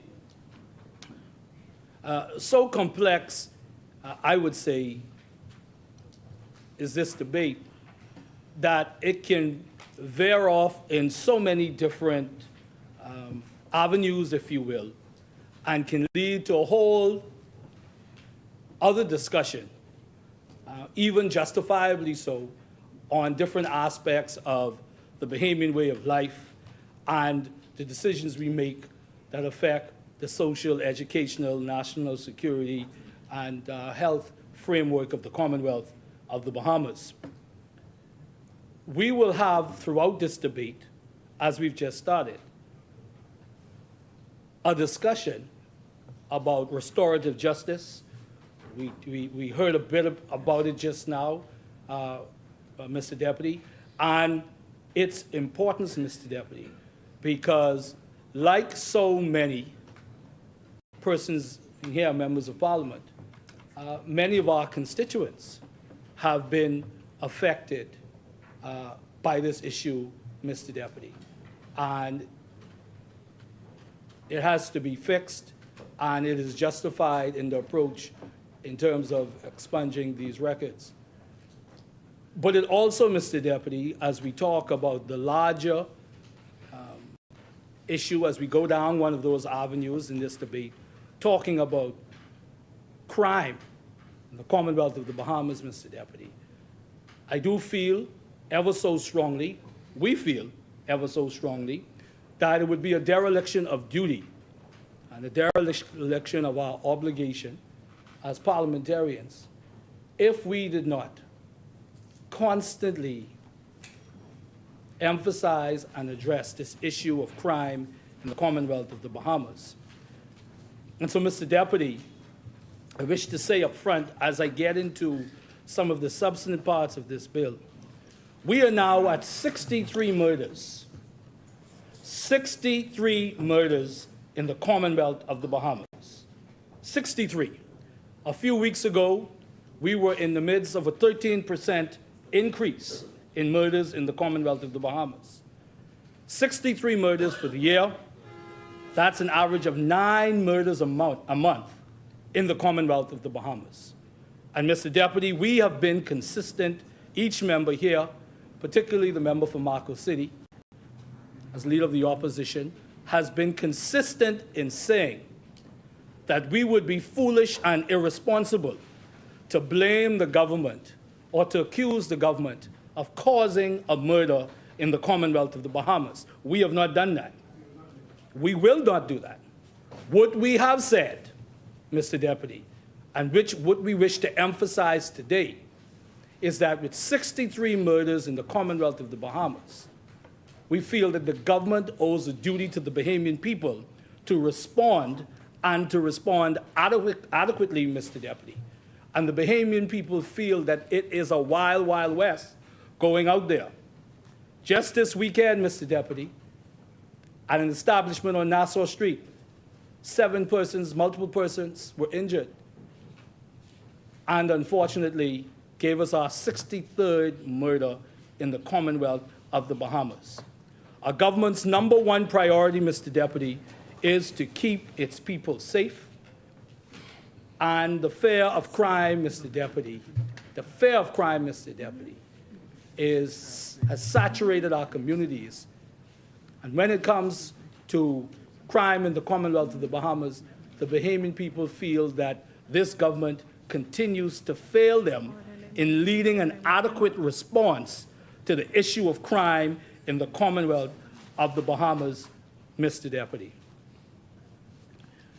Also, Mr. Deputy, I wish to add on to that members of the Police Staff Association, Mr. Deputy, members of the Police Staff Association have emphasized again their disappointment and feeling of disrespect from the government, who have taken away the insurances for dependents, and the Police Staff Association has emphasized it again, and we ask the government, for the sake of the organizations of the uniform branches, to relook and reconsider the decision that was made that impacted those organizations in July of last year. Mr. Deputy, we owe it to the men and women of the Royal Bahamas Police Force, the men and women of the Royal Bahamas Defense Force, and other uniform branches, Mr. Deputy. Mr. Deputy,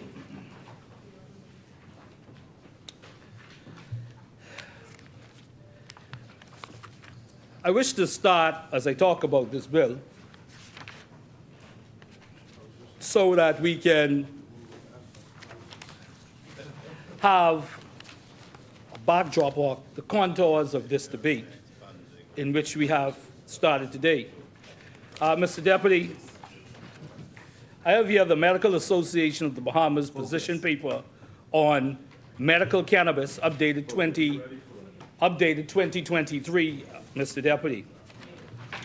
And in its forward, in its last paragraph, it says that the Medical Association of the Bahamas is cautious in its proposal for the medical use of marijuana.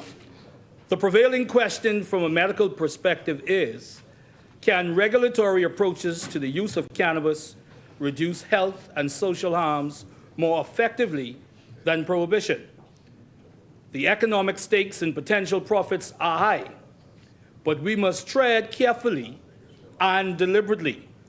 The health of our population is at risk in every dimension of marijuana's legality, Mr. Deputy. It goes on, Mr. Deputy, at its conclusion. Whether support for decriminalization and legalization is fueled primarily by economic opportunity, criminal justice reform, or scientific evidence is debatable. A decision to allow the cultivation of cannabis plant for medicinal use must be preceded by a realistic regulatory framework, Mr. Deputy. Lastly, they say, Mr. Deputy, the path to regulating a cannabis industry for medicinal and non-medicinal purposes should not take a one-size-fits-all approach. A cut-and-paste methodology will not adequately consider the unique social situation that the Bahamas finds itself in. The Medical Association of the Bahamas urges the government to lead the Caribbean community in implementing legislation that promotes public education, health, and safety above economic interests.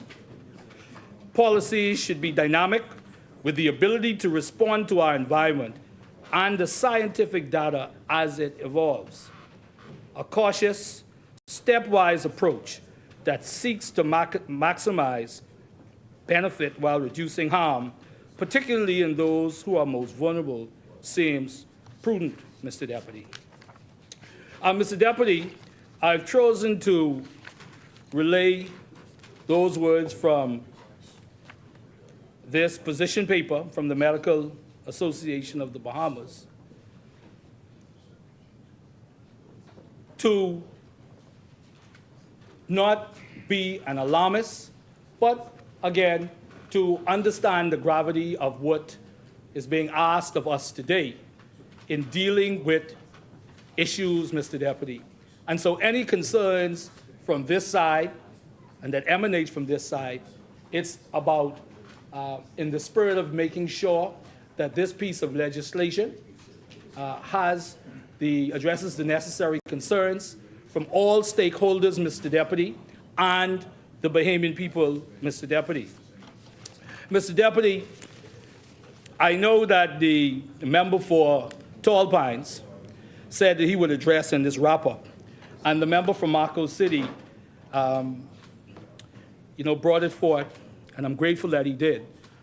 But I wish to emphasize again this issue about expunging the records and what it seems as right now, and hopefully the member for Tall Pines will provide some clarity, that those persons who would have had their records expunged, it seems, and we stand to be corrected, would be disenfranchised. So we simultaneously liberate them by expunging their records, but then in the next breath disenfranchise them by not allowing them to be owners, Mr. Deputy. So Mr. Deputy, we are looking for clarity, Mr. Deputy. We look forward to the member for Tall Pines. As the member for Marco City said, we would have loved if the member for Tall Pines would have cleared this up early in the debate, because it does color the debate going forward. And so that's why I felt it was important to reiterate and to piggyback on what the member for Marco City said, because it is something fundamentally important. And the principle I emphasize again, Mr. Deputy, is whether it's this piece of legislation or any pieces of legislation, that in our commitment, our attempt, our intent to empower and to liberate, we do have to be careful that we don't at the same time disenfranchise and take away and cause some other injustice to be put at our feet in the same legislation where we're talking about liberating the Bahamian people, Mr. Deputy. We understand that it will not always be perfect, and there are times that we've seen where governments come back later to make adjustments and to temper pieces of legislation and so forth. So we understand. But wherever we can make pieces of legislation better, even before its passage, that's what our job is, particularly the opposition, whose job it is to make sure that the pieces of legislation that the government brings, that it has not only our views that we bring from the Bahamian people, but they address the concerns that we have. So we are grateful that the member for Tall Pines has agreed that he will bring some clarity to that in his wrap-up, Mr. Deputy. Mr. Deputy, also in section 18, Mr. Deputy, this issue of foreign ownership, Mr. Deputy, we are quite concerned about the section that has Bahamian ownership at 30%. We believe that why not 100%? And if not 100%, surely the foreigner should have a minority interest, not the Bahamian people. You can get expertise and so forth, but why is it again that we would be putting the Bahamian people or Bahamian, let's do it the other way. Why would we put the foreigner in a better position on this issue in this industry than Bahamians? Second-class citizens in our own home. And so, Mr. Deputy, we have concerns about that, Mr. Deputy. The chair recognizes the honorable member for Exuma and Ragged Island. So as the public is not misled, it prescribes a minimum of 30% for Bahamians. So it could be 40, 50, 60, or 100. It simply says a minimum threshold of 30. And the Minister of Health, the member for Tall Pines, spoke to this in his presentation. Thank you, honorable member. Mr. Deputy, what we are saying is that the foreigner should be consistently in the minority. Consistently in the minority. That's what we are saying. Particularly as, and I paid close attention to, I paid close attention to the member for Tall Pines, right? And while the presentation on a whole, as a whole, I paid attention to, but this aspect of multi-million-dollar industry, lucrative, Mr. Deputy. And so when it comes to multi-million-dollar industry and how lucrative an industry is, Bahamians are just and right to ask, why can't they be in the majority and why can't the foreigner consistently be in the minority, Mr. Deputy? Consistently in the minority, Mr. Deputy. Right? No, he didn't. He didn't. No, he didn't. We also have concerns, Mr. Deputy, and we would like to hear from the government, whether it's the member for Tall Pines or any other minister, about the issue of the cross-border movement or possible cross-border movement of medicinal marijuana and the challenges that exist or will exist, and how the government proposes to deal with those issues with our international partners and so forth. How do we deal with that? So we have some concerns about that, Mr. Deputy. So, Mr. Deputy, Your crews visited heading back with packages. Other than wooden straw. Mr. Deputy, also, Mr. Deputy. The chair recognizes the honorable member for Freetown. I wondered if St. Barnabas would say what are going to be the challenges of the movement of medicinal marijuana that don't exist, that don't exist in the movement of medicinal opium or medicinal cocaine. Thank you, Honorable Member. Time. Medicinal, let's go. Medicinal cocaine. He didn't know that. That's that night nurse. Mr. Deputy. This side, we were aware of Mr. Deputy, I think too that it's important, Mr. Deputy, in terms of, Mr. Deputy, my contribution to this debate. Mr. Deputy, I would like to share, members. I would like to share, Mr. Deputy, some concerns from the Bahamas Pharmaceutical Association, Mr. Deputy. Concerns from the Bahamas Pharmaceutical Association, Mr. Deputy. Mr. Deputy, the Bahamas Pharmaceutical Association made some recommendations on this particular bill. And to add to the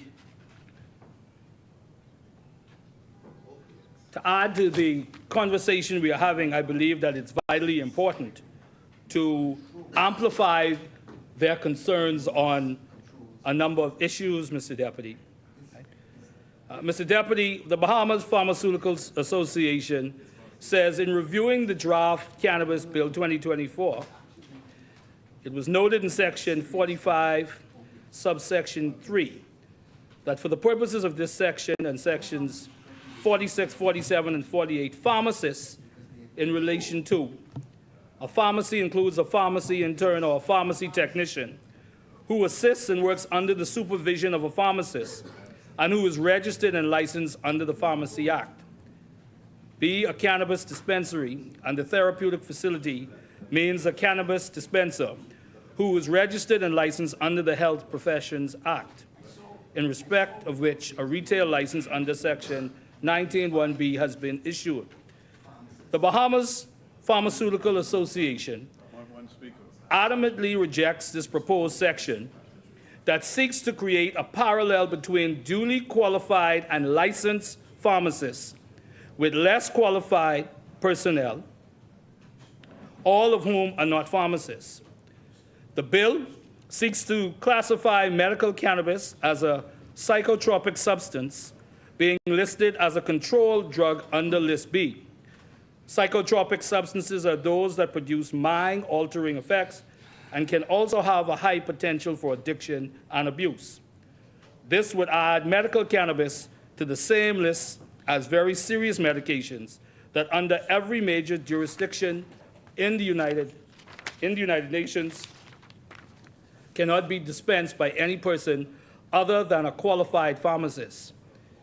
It is the exact process now used by the Bahamas under our Dangerous Drugs Act, and which every healthcare facility and pharmacy now must comply.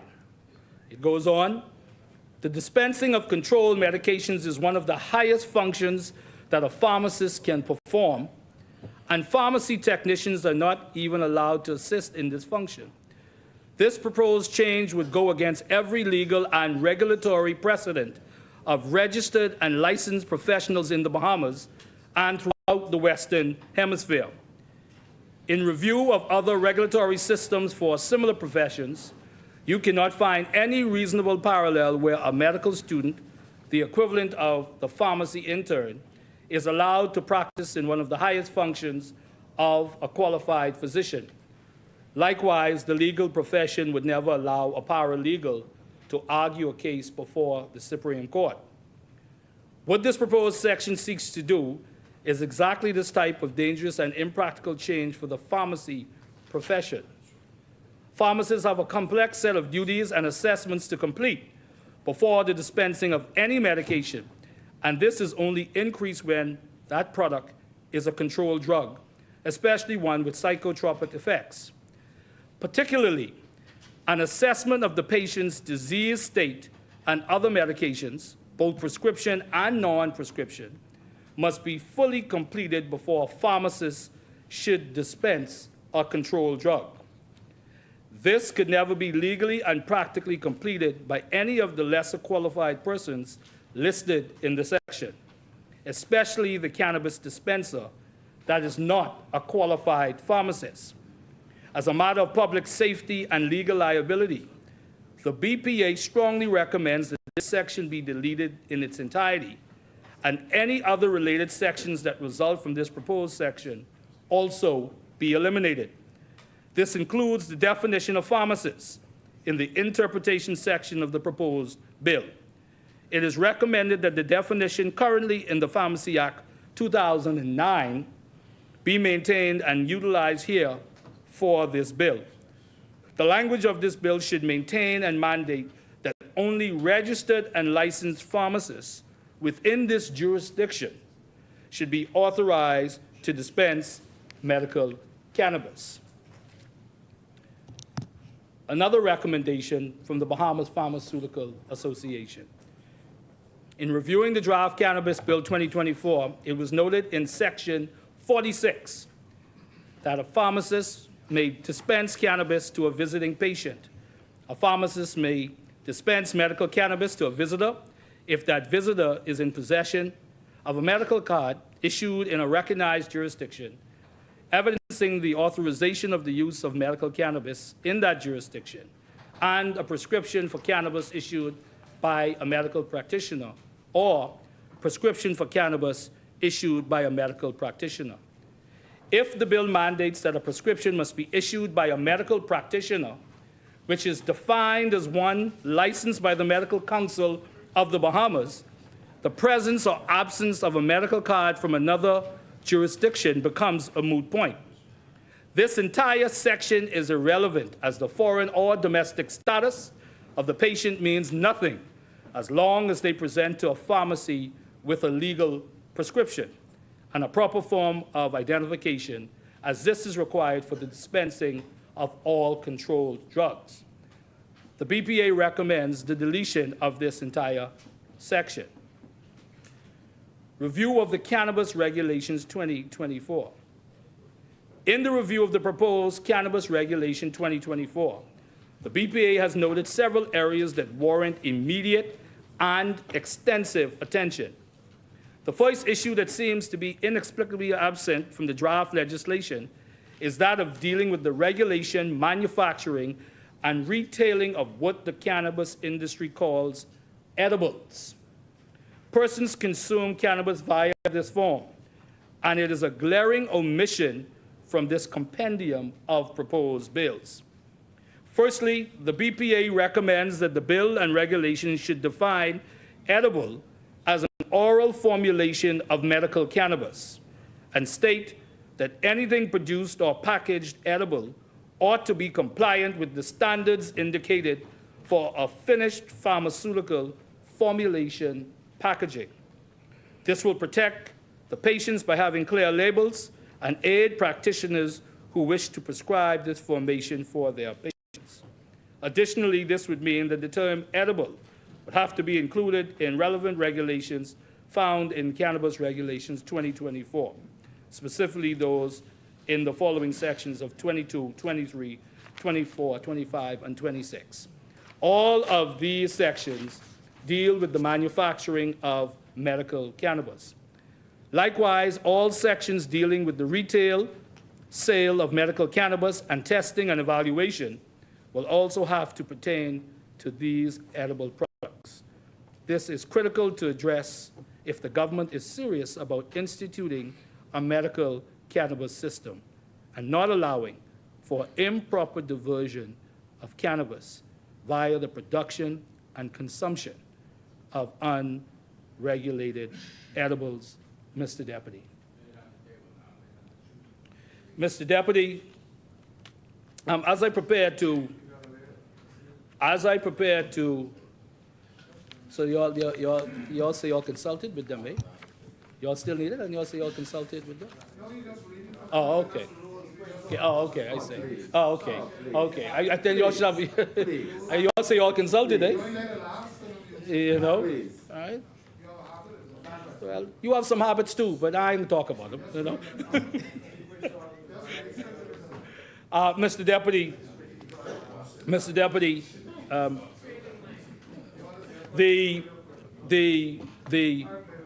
the medical, that's my friend from Yamakro, you know. I support his events, man. I know why he bought it with me, you know. Sometime I go to his events and you know. And Mr. Deputy, we all accept, obviously, Mr. Deputy,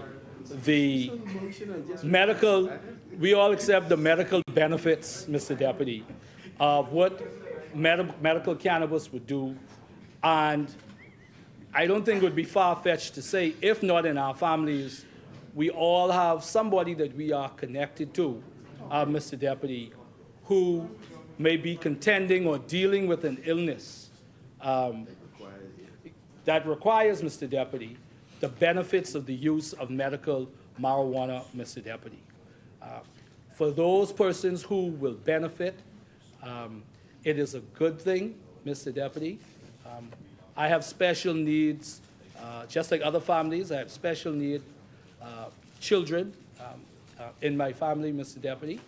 We know still the great research that's ongoing as it relates to children with autism and so forth, Mr. Deputy. So we understand, Mr. Deputy, the legitimacy and the validity of the use of medical marijuana and its importance to those families who are looking for answers for the challenges that they have, not only with adults, but particularly with children, Mr. Deputy. There are concerns that we have that I have conveyed, Mr. Deputy, and there are further concerns. Those concerns will be further highlighted, obviously, by other members on this side and additional concerns, Mr. Deputy. And again, for the sake of ensuring that the framework that we have for this new industry to make sure the safety from a medical standpoint, Mr. Deputy, but also, Mr. Deputy, this issue of, as the member said, lucrative multi-million-dollar industry. Lucrative, one more minute, Mr. Deputy. Lucrative multi-million-dollar, Mr. Deputy, thank you. I thought, lucrative multi-million-dollar industry. And we must ensure that the Bahamian people, has the majority share of that. Anything, whether on paper or in function, where the foreigner isn't consistently the minority, is a problem for this side opposite, as other members will express. I thank you very much, Mr. Deputy, for the opportunity to contribute to this important piece of legislation. Thank you, Honourable Member.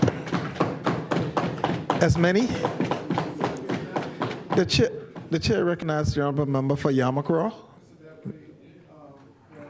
Member for St. Barnabas read from a document, and I'm asking him to follow the rules and lay the document that he has read, if he is adopting the words of that document, please. The chair recognizes the Honourable Member for Cat Island, Rumkey, and San Salvador.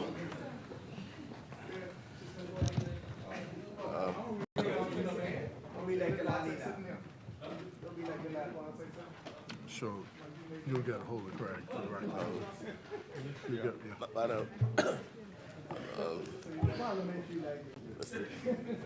Mr. Deputy Speaker, I rise today as usual, on behalf of the fine people of Cat Island and San Salvador in support of a compendium of bills to legalize the use of cannabis for medical and religious purposes, to decriminalize the possession of small amounts of cannabis, and to regulate the cultivation, sale, and use of cannabis and related products within our borders, and to promote the health and safety of our people.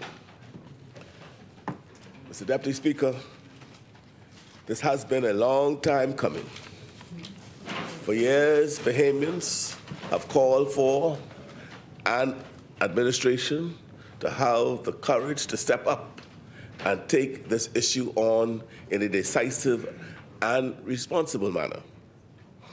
While many other countries, including nations within our region, like Jamaica, Trinidad, and Tobago, Antigua and Bermuda, Barbados, have taken steps toward decriminalization and legalization for medical use, Bahamians were left wondering when it would be our turn to modernize our local approach to cannabis. The national dialogue has been ongoing for the better part of a decade. Many people thought change was imminent when the Marijuana Commission began its work in October 2018 under the previous administration. These efforts culminated in a preliminary report delivered in January 2020 and a final report delivered in August 2021. The Commission cited a wide range of in-person discussions and public opinion research, noting that there appeared to be widespread public support for the legalization of cannabis for medical purposes.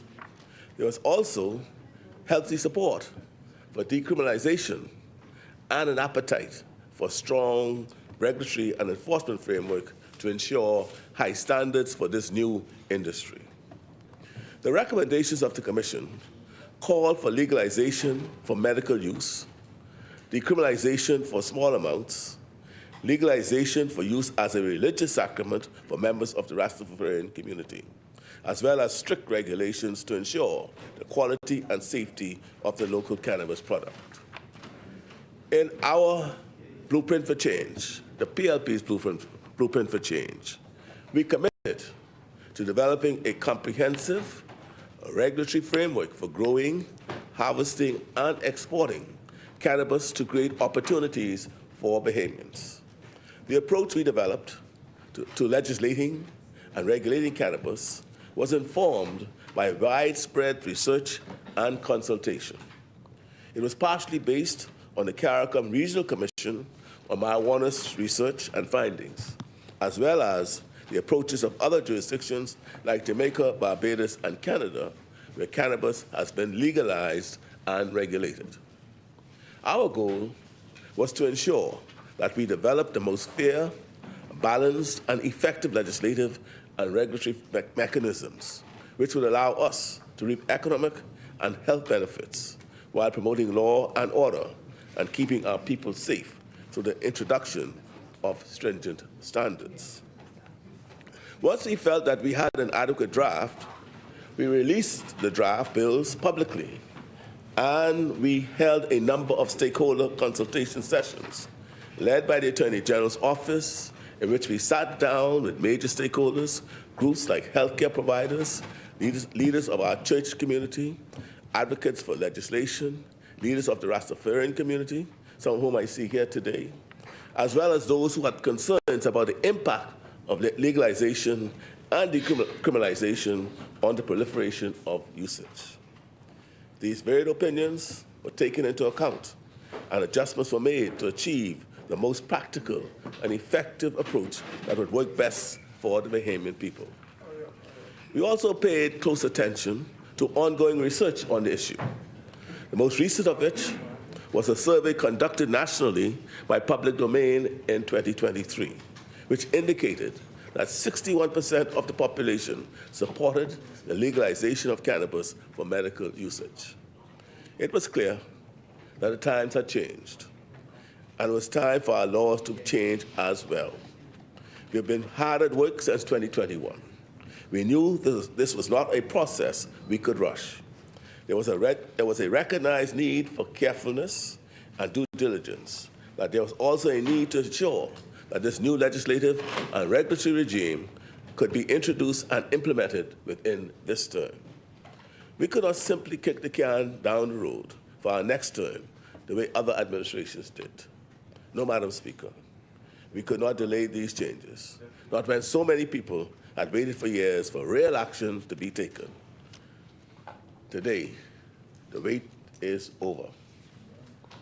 We are taking action on behalf of all of the people who simply wanted the ability to legally consume medical cannabis, and for those in their religious setting to do so, to help them with their medical conditions and to advance their religious beliefs. There are people with children suffering from epilepsy who have been praying for this moment. There are people with glaucoma who want the opportunity to potentially alleviate their condition with a cost-effective and natural treatment. There are people living with autoimmune conditions, chronic pain like lupus, anxiety, depression, heartaches, and other ailments who are waiting not so patiently for this day. We are taking action for the many men and women living with criminal records for carrying small amounts of cannabis, and the many others who will be spared criminal records as a result of decriminalization. As a society, we realize that the old approach taken against cannabis in the war on drugs in the 1980s and 90s does not necessarily reflect our current reality. Too many lives have been lost because of a joint. Too many lives have been handicapped and potentials lost. And when I say this, I say it from my own personal experience, having practiced in the criminal courts of this land. The many potentials of young men and women that has been crushed and handicapped because of one joint. Right? After all, I'm not saying this because it is my intent to excuse those who choose to break the law. In fact, I often say to those who smoke, I said, look, if someone come to my house and they may meet me, the police come to my house, meet me drinking a glass of gin and tonic, they may join me. If they come there meeting me with a joint, they can carry me. That's the difference. So I drink, I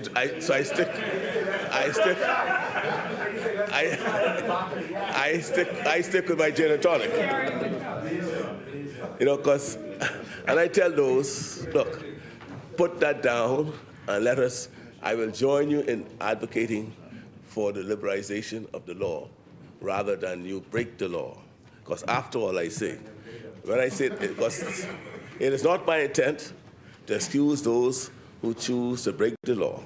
I don't excuse them for that. After all, as I said, the law is the law. It must be respected and upheld. But we also recognize that the law is not static. It is dynamic. And the interpretation of the law and how it serves the greater good of society could and should change over time. I'm confident that many lives will be changed for the better as a result of the criminal records that will be expunged. Through these reforms, we are upholding the rule of law, making it clear that if you are seeking to supply others with cannabis illegally or engage in other unlicensed and illegal activities, you will be held accountable. Everyone is welcome to participate within the legal and regulatory framework, and only within that framework. Of course, as part of this reform process, we are also taking action to recognize the rights and freedoms of the Rastafarians, to use cannabis as a sacrament, because it should not be against the law for our brothers and sisters of the Rastafarian faith to practice their religion. Madam Speaker, before us is a new economic reality in which cannabis has the potential to play a large role in our economy. The impact of the cannabis industry will be widespread, affecting many different sectors. By legalizing cannabis for medical use and religious use, we are also legalizing the many supporting inputs that are necessary for the industry. We have opened the door to the creation of thousands of jobs in agriculture, manufacturing, retail and dispensary facilities, and healthcare. This industry will make a significant contribution to our efforts to diversify our economy through these subsectors. We have created the potential for new Bahamian cannabis entrepreneurs, and we've also created a framework to attract external investors who will drive capital into this new industry to spur growth and expand our economy. Opportunities to export a fully regulated, high-quality product will give our local businesses and farmers access to expanded markets beyond our borders. Most importantly, we will make room for small and medium-sized Bahamian-owned businesses to have access to opportunities within this industry by ensuring equitable access for businesses of all sizes. Mr. Deputy Speaker, a tremendous amount of effort has gone into ensuring that our cannabis reforms represent the best possible approach to our current reality. This compendium of legislative amendments and regulatory changes before us represent a major reform of how cannabis is classified as a medical and controlled substance according to law, which required a comprehensive and wide-ranging slate of changes to existing medical and pharmaceutical laws, criminal laws, and the introduction of new cannabis-specific regime. Among the bills before us today is the Cannabis Bill 2024. The objectives of the bill are to authorize the production, research, possession, and use of cannabis for medical and religious uses, to establish quality controls, to deter and reduce unlawfully obtained cannabis, control access to cannabis, to protect public health, and promote public awareness of the health risks associated with cannabis use. I want to stress that our approach is evidence-based and aligned with contemporary scientific literature. So, for example, you will note that there is an established body of research indicating the pro-health benefits of cannabis for conditions like epilepsy, multiple sclerosis, chronic pain, inflammatory bowel diseases, and other conditions. There's also literature to demonstrate a need for caution for pregnant women, a need to recognize the degree of impairment while driving or the negative effects on the children and adolescents. The public can be assured that our approach to legislating, regulating, and spreading awareness will reflect the most recent and accurate research to promote responsible and safe use. When we look at Part 2 of the bill, it establishes the Bahamas Cannabis Authority, which ensures that cannabis is manufactured, produced, stored, distributed, sold, and made available to patients in a safe and efficient manner. The authority will issue licenses for the handling of cannabis and develop enforcement procedures. The bill also establishes the various licenses that will enable legal access to cannabis for scientific, medical, and religious purposes. These include a cultivation license, retail license, analytical testing license, manufacturing license, research license, transport license, and religious use license. The requirements for eligibility for the licenses are fully outlined. Among those requirements is a very important requirement for Bahamian ownership. If an entity is applying for a license to cultivate, sell, or transport cannabis, that entity must be 100% Bahamian owned. So if you're going to cultivate, sell, or transport cannabis, that entity who applies for that license must be 100% Bahamian owned. We also recognize the need to attract investors who may be looking for a well-regulated jurisdiction to conduct research. However, it is critical that Bahamians are also involved in research and development. For entities applying for license for analytical testing, manufacturing, or research, repeated, they must be at least 30% Bahamian owned. In other words, the license will not be issued to an entity unless they have participation by Bahamians of at least 30% in that business. That doesn't say that it has to be 30%. It could be much more than 30%. We know how important it is for Bahamians to own this industry. In fact, there should be no new industries developed in this country that don't seek to empower Bahamians as owners. The cannabis industry will further establish the standard as a new industry with Bahamian ownership at every level. Mr. Deputy Speaker, reviewing Part 5 of the bill, we see a provision for use for medical and religious reasons. The full list of medical conditions recognized by this bill can be seen in Schedule 1 of the Medical Cannabis and Recognized Jurisdiction Order 2024. I'd like to read the full list right now so that any member of the public who may be listening can be fully aware of the condition for which they may be approved to use cannabis and cannabis-related products. The list includes chemotherapy-induced nausea and vomiting, chronic pain, multiple sclerosis, HIV and AIDS, severe intractable epilepsy, damage to the nervous tissue of the spinal cord, post-traumatic stress disorder, rheumatoid arthritis, and other autoimmune inflammatory disorders, autism, glaucoma, sickle cell anemia, anxiety, sleep disorders, chronic pain, Alzheimer's disease, Crohn's disease, hepatitis B, Dravet's syndrome, depression.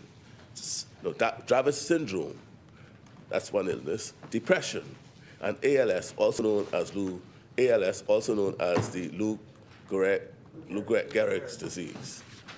That list is based on the most current research. Research suggests that cannabis will help persons afflicted with any of those illnesses. It should be noted that it can and will be updated by a committee comprised of medical practitioners and a clinical psychiatrist. Our goal is to ensure that we always rely on the latest research, medical expertise to meet the health needs of the Bahamian public. This bill provides several safeguards to prevent the misuse of cannabis. For example, medical practitioners are required to undergo a training program on prescribing cannabis. Medical cannabis will also be dispensed by pharmacists and pharmacy professionals with education and training in dispensing cannabis. To ensure the controlled use of cannabis for sacramental purposes, leaders of religious groups with organizational licenses may only distribute cannabis as a sacrament to members in place of worship.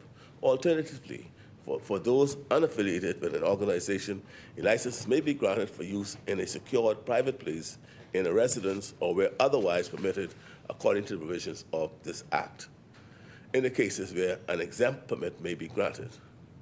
And cannabis will be electronically tracked every step of the way through importation, cultivation, manufacturing, transport, sales, exportation, and disposal. To update the language in existing laws, amendments have been made to the Dangerous Drug Act, the Dangerous Drugs Application Order, and the Dangerous Drugs Prescription of Minimum Amounts Amendment Rules to remove the antiquated term Indian hemp and recognize the modern usage of cannabis for legal purposes. The Cannabis Bill 2024 introduces a number of cannabis offenses, which include unlawful possession, possession with intent to supply, production of cannabis, smoking cannabis in public places, misrepresentation of medical conditions, and the possession of unauthorized amounts of cannabis. All of these are offenses under the new law. Offenders, once convicted, will pay a fine of up to $100,000 and or face imprisonment of up to 7 years. This bill further underscores the fact that decriminalization does not equate to legalization. I want to stress this fact. We are a country of rules and laws. While this reform process may represent a move toward a more nuanced view of cannabis, it does not permit recreational use or unlicensed medical or religious use. Additionally, any possession of small amounts, while decriminalized, will still be considered unlawful. Persons found with small amounts may be subject to a fine of $250, but not a criminal conviction. The Cannabis Bill 2024 is complemented by the Cannabis Regulations 2024, which further establishes the licensing standards for the cultivation, sale, testing, manufacturing, research, transport, and religious use of cannabis. as well as standards for the import and export of cannabis, the production and packaging and labeling of cannabis products, and the promotion, sale, return, and disposal of cannabis products. I want to pause a moment to address concerns about the potential impact these changes will have on our society. I know there are some who worry about the impact of these changes on recreational use. We have made it quite clear through the law the kind of usage that is permitted and the kinds of usage and possession that remain illegal. The public will be fully educated on the particulars of our reforms. We also have a no-tolerance approach to marketing and promotional efforts that seek to make cannabis products appealing to minors. This is not unprecedented. Those concerned about how this will be handled need to look no further than the tight restrictions imposed on cigarettes. These regulations establish the limitations placed on the marketing of cannabis. Cannabis extracts cannot be promoted in a way that may cause a person to believe the extract has a flavor of confectionery, dessert, soft drink, or energy drink. Edible cannabis products may not be promoted as meeting dietary, physical, or psychological requirements or having other desirable physical effects like losing weight. Cannabis accessories, cannabis-related services may not be promoted in a way that is audible or visible to young people, nor can cannabis-related branding be displayed on the premises of a school, a public playground, a daycare facility, or any other public place frequented by young people or visible from such places. When promoted online, promotional materials may not be sent to a minor or directed at a minor and may not include false, misleading, or deceptive information. We are ensuring, Mr. Deputy Speaker, that our children are protected from predatory marketing tactics, and we are ensuring that advertisers are ethical and honest with how they are promoting cannabis products to the Bahamian public. This compendium also includes the cannabis, medical cannabis, and recognized jurisdiction order, which lists the recognized medical conditions in its first schedule. The second schedule of this order sets the standard for the maximum THC concentrations for various cannabis products. The third order establishes the jurisdictions from which medical cannabis cards will be recognized here in the Bahamas. The initial list includes 28 United States states, as well as Canada, several Caribbean and Latin American nations, and a number of European countries.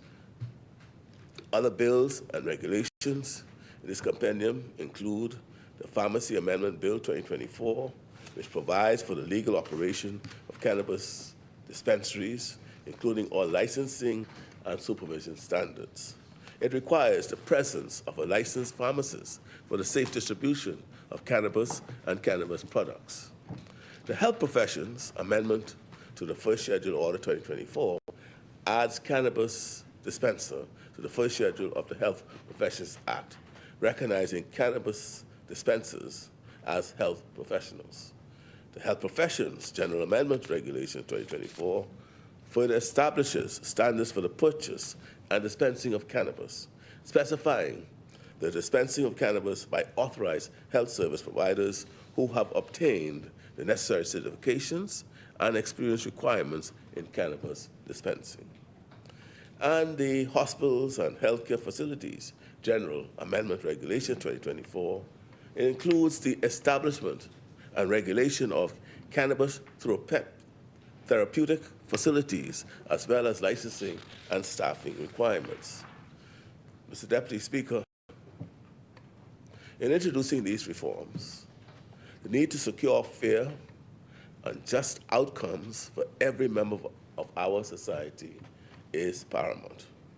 While we have exciting and passionate discussions about businesses and investors setting up shop and making their livelihoods from cannabis, we must, in the same breath, discuss the many lives that were put on pause due to the crime of carrying small amounts of the very same cannabis that so many businesses will now profit from.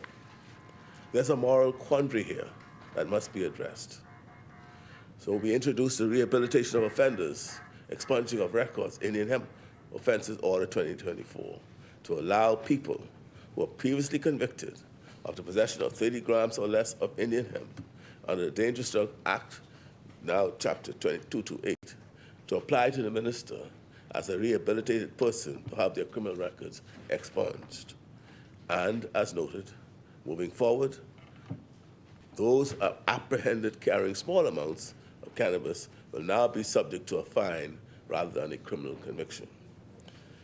I truly believe that this compendium of cannabis reforms represents a significant step forward as we develop a modern Bahamian economy and society. We promised the Bahamian people that we were here to make the difficult choices and decisions, take on the big issues, and fight the hard fights. And we have kept our word.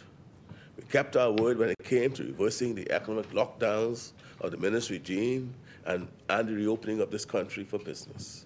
We kept our word when it came to feeding our children free breakfast, investing in education, and empowering our youth.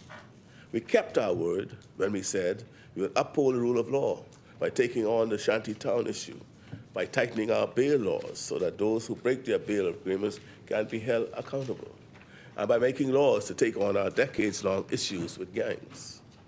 We kept our word, Mr. Deputy Speaker, with tens of thousands of public servants, promoting over 2,000 of them, clearing up backlogs, increasing pensions, signing over 32 trade union agreements for higher salaries and benefits, and conducting a review of salaries to increase wages later this year. After years of governments looking the other way, while our power grid crumbles, we kept our word on energy reforms to deliver more affordable, more stable, and cleaner electricity to Bahamian households. And now today, Mr. Deputy Speaker, we will deliver on yet another promise we made to the Bahamian people. We are taking a substance that was once only sold illegally on the street corners, and we are putting in place a framework that will allow it to be sold and used at a high and consistent standard for medical and religious purposes, while empowering rather than imprisoning our people. I look forward to seeing the many bright ideas and innovative concepts that will emerge as our best and brightest minds get to work at building this Bahamian-owned industry from scratch. So, Mr. Deputy Speaker, I fully support this compendium of bills for cannabis reforms as a critical step forward for our nation and its people. Thank you. Thank you, Honourable Member. The Chair recognizes the Honourable Member for St. Barnabas. Thank you. Thank you, Mr. Deputy. Prime Minister, there was a question during the contribution a few minutes ago about foreign ownership.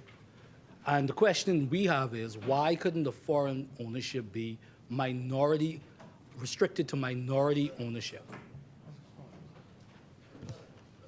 The Chair recognizes the Honourable Member for Cat Island, Rum King, San Salvador. Understood what I'm saying, right? I said to you that this foreign participation in this industry is basic in the area of research and innovation, not for the purpose of growing, selling, or marketing, or distribution. That's clear. That's for Bahamian. I said 100% Bahamian. Now, that's what I said. That's what the act says. You hear me say that? You want me to read it again? Let me read it again for you. Manufacturing indicates that foreigners can, in fact, participate in the manufacturing because of the cost. So it's not about your statement. It's what was said by your mover and the seconder. So it's not, yeah. No, I'm saying, no, you're not mentioning manufacturing, though. You're mentioning other areas that is clearly spelled out. So we're asking about the manufacturing. And those other areas, yes, manufacturing. And also, if you're expunging the records, which we fully support, we want to know whether or not those members of the public who was disadvantaged by conviction for small amounts, would they be able to apply for licenses to enter the business? Those are the two things that we're very much interested in. Foreigners' participation in this space will be designed and directed to research and innovation. Insofar as growing and manufacturing, that is for Bahamians. And Bahamians will continually, I'm finding my, what do you have to say?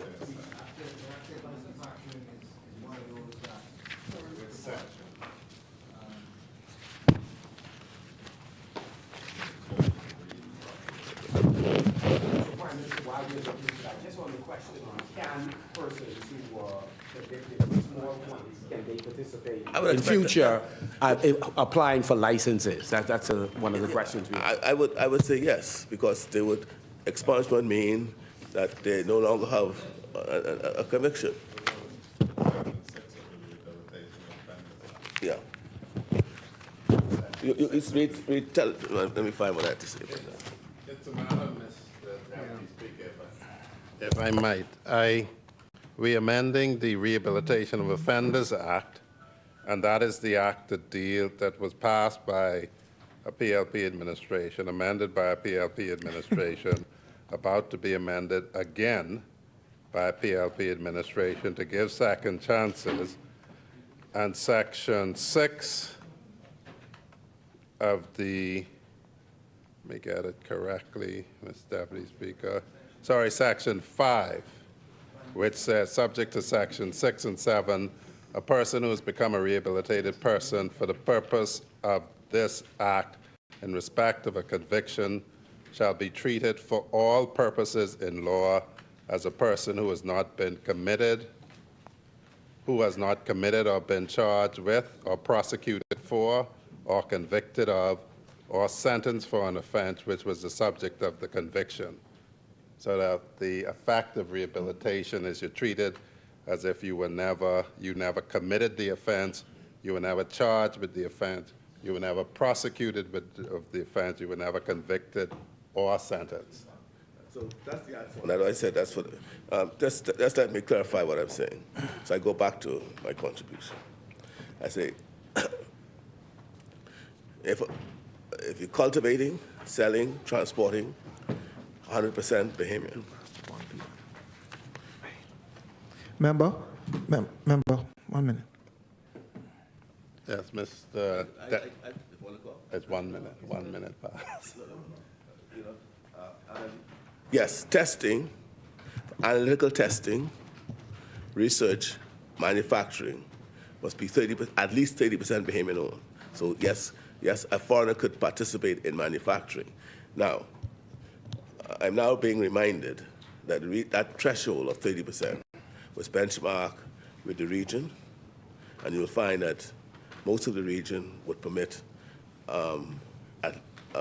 foreign entry to say 70% ownership, a maximum of 70% ownership. And so to remain competitive, I'm now reminded that is why it was 30%. So would you be open to taking out the manufacturing component, carving that out for Bahamians, since Bahamians do have the ability to raise resources to underwrite businesses that can do that? First of all, Bahamians are not excluded from manufacturing. Right? That's the first thing. First of all, Bahamians are not excluded from manufacturing. Right? If a foreigner comes in, right, it'll be at the discretion of the government to decide whether they let them in, and they'll be coming in with something that Bahamians may not be able to offer, or the investment might be such, the capital might be such that a Bahamian may not wish to invest in. But Bahamians are not excluded. In fact, we may not attract any foreigner. And Bahamians are allowed to manufacture. But we are minded to be a competitive jurisdiction in this space, and so we just benchmark that aspect against what others are doing, and we'll be guided, as always, with Bahamian interests first. The chair recognizes the honorable member for Freetown. Mr. Deputy Speaker, I move at 1:03 that the House do suspend to 3 p.m. Is there a seconder? It has been moved and seconded that the business of the House stand suspended until 3 p.m. As many as are in favor will remain seated. Those opposed will stand. The motion is carried. The House stands suspended until 3 p.m. All right. Sarge.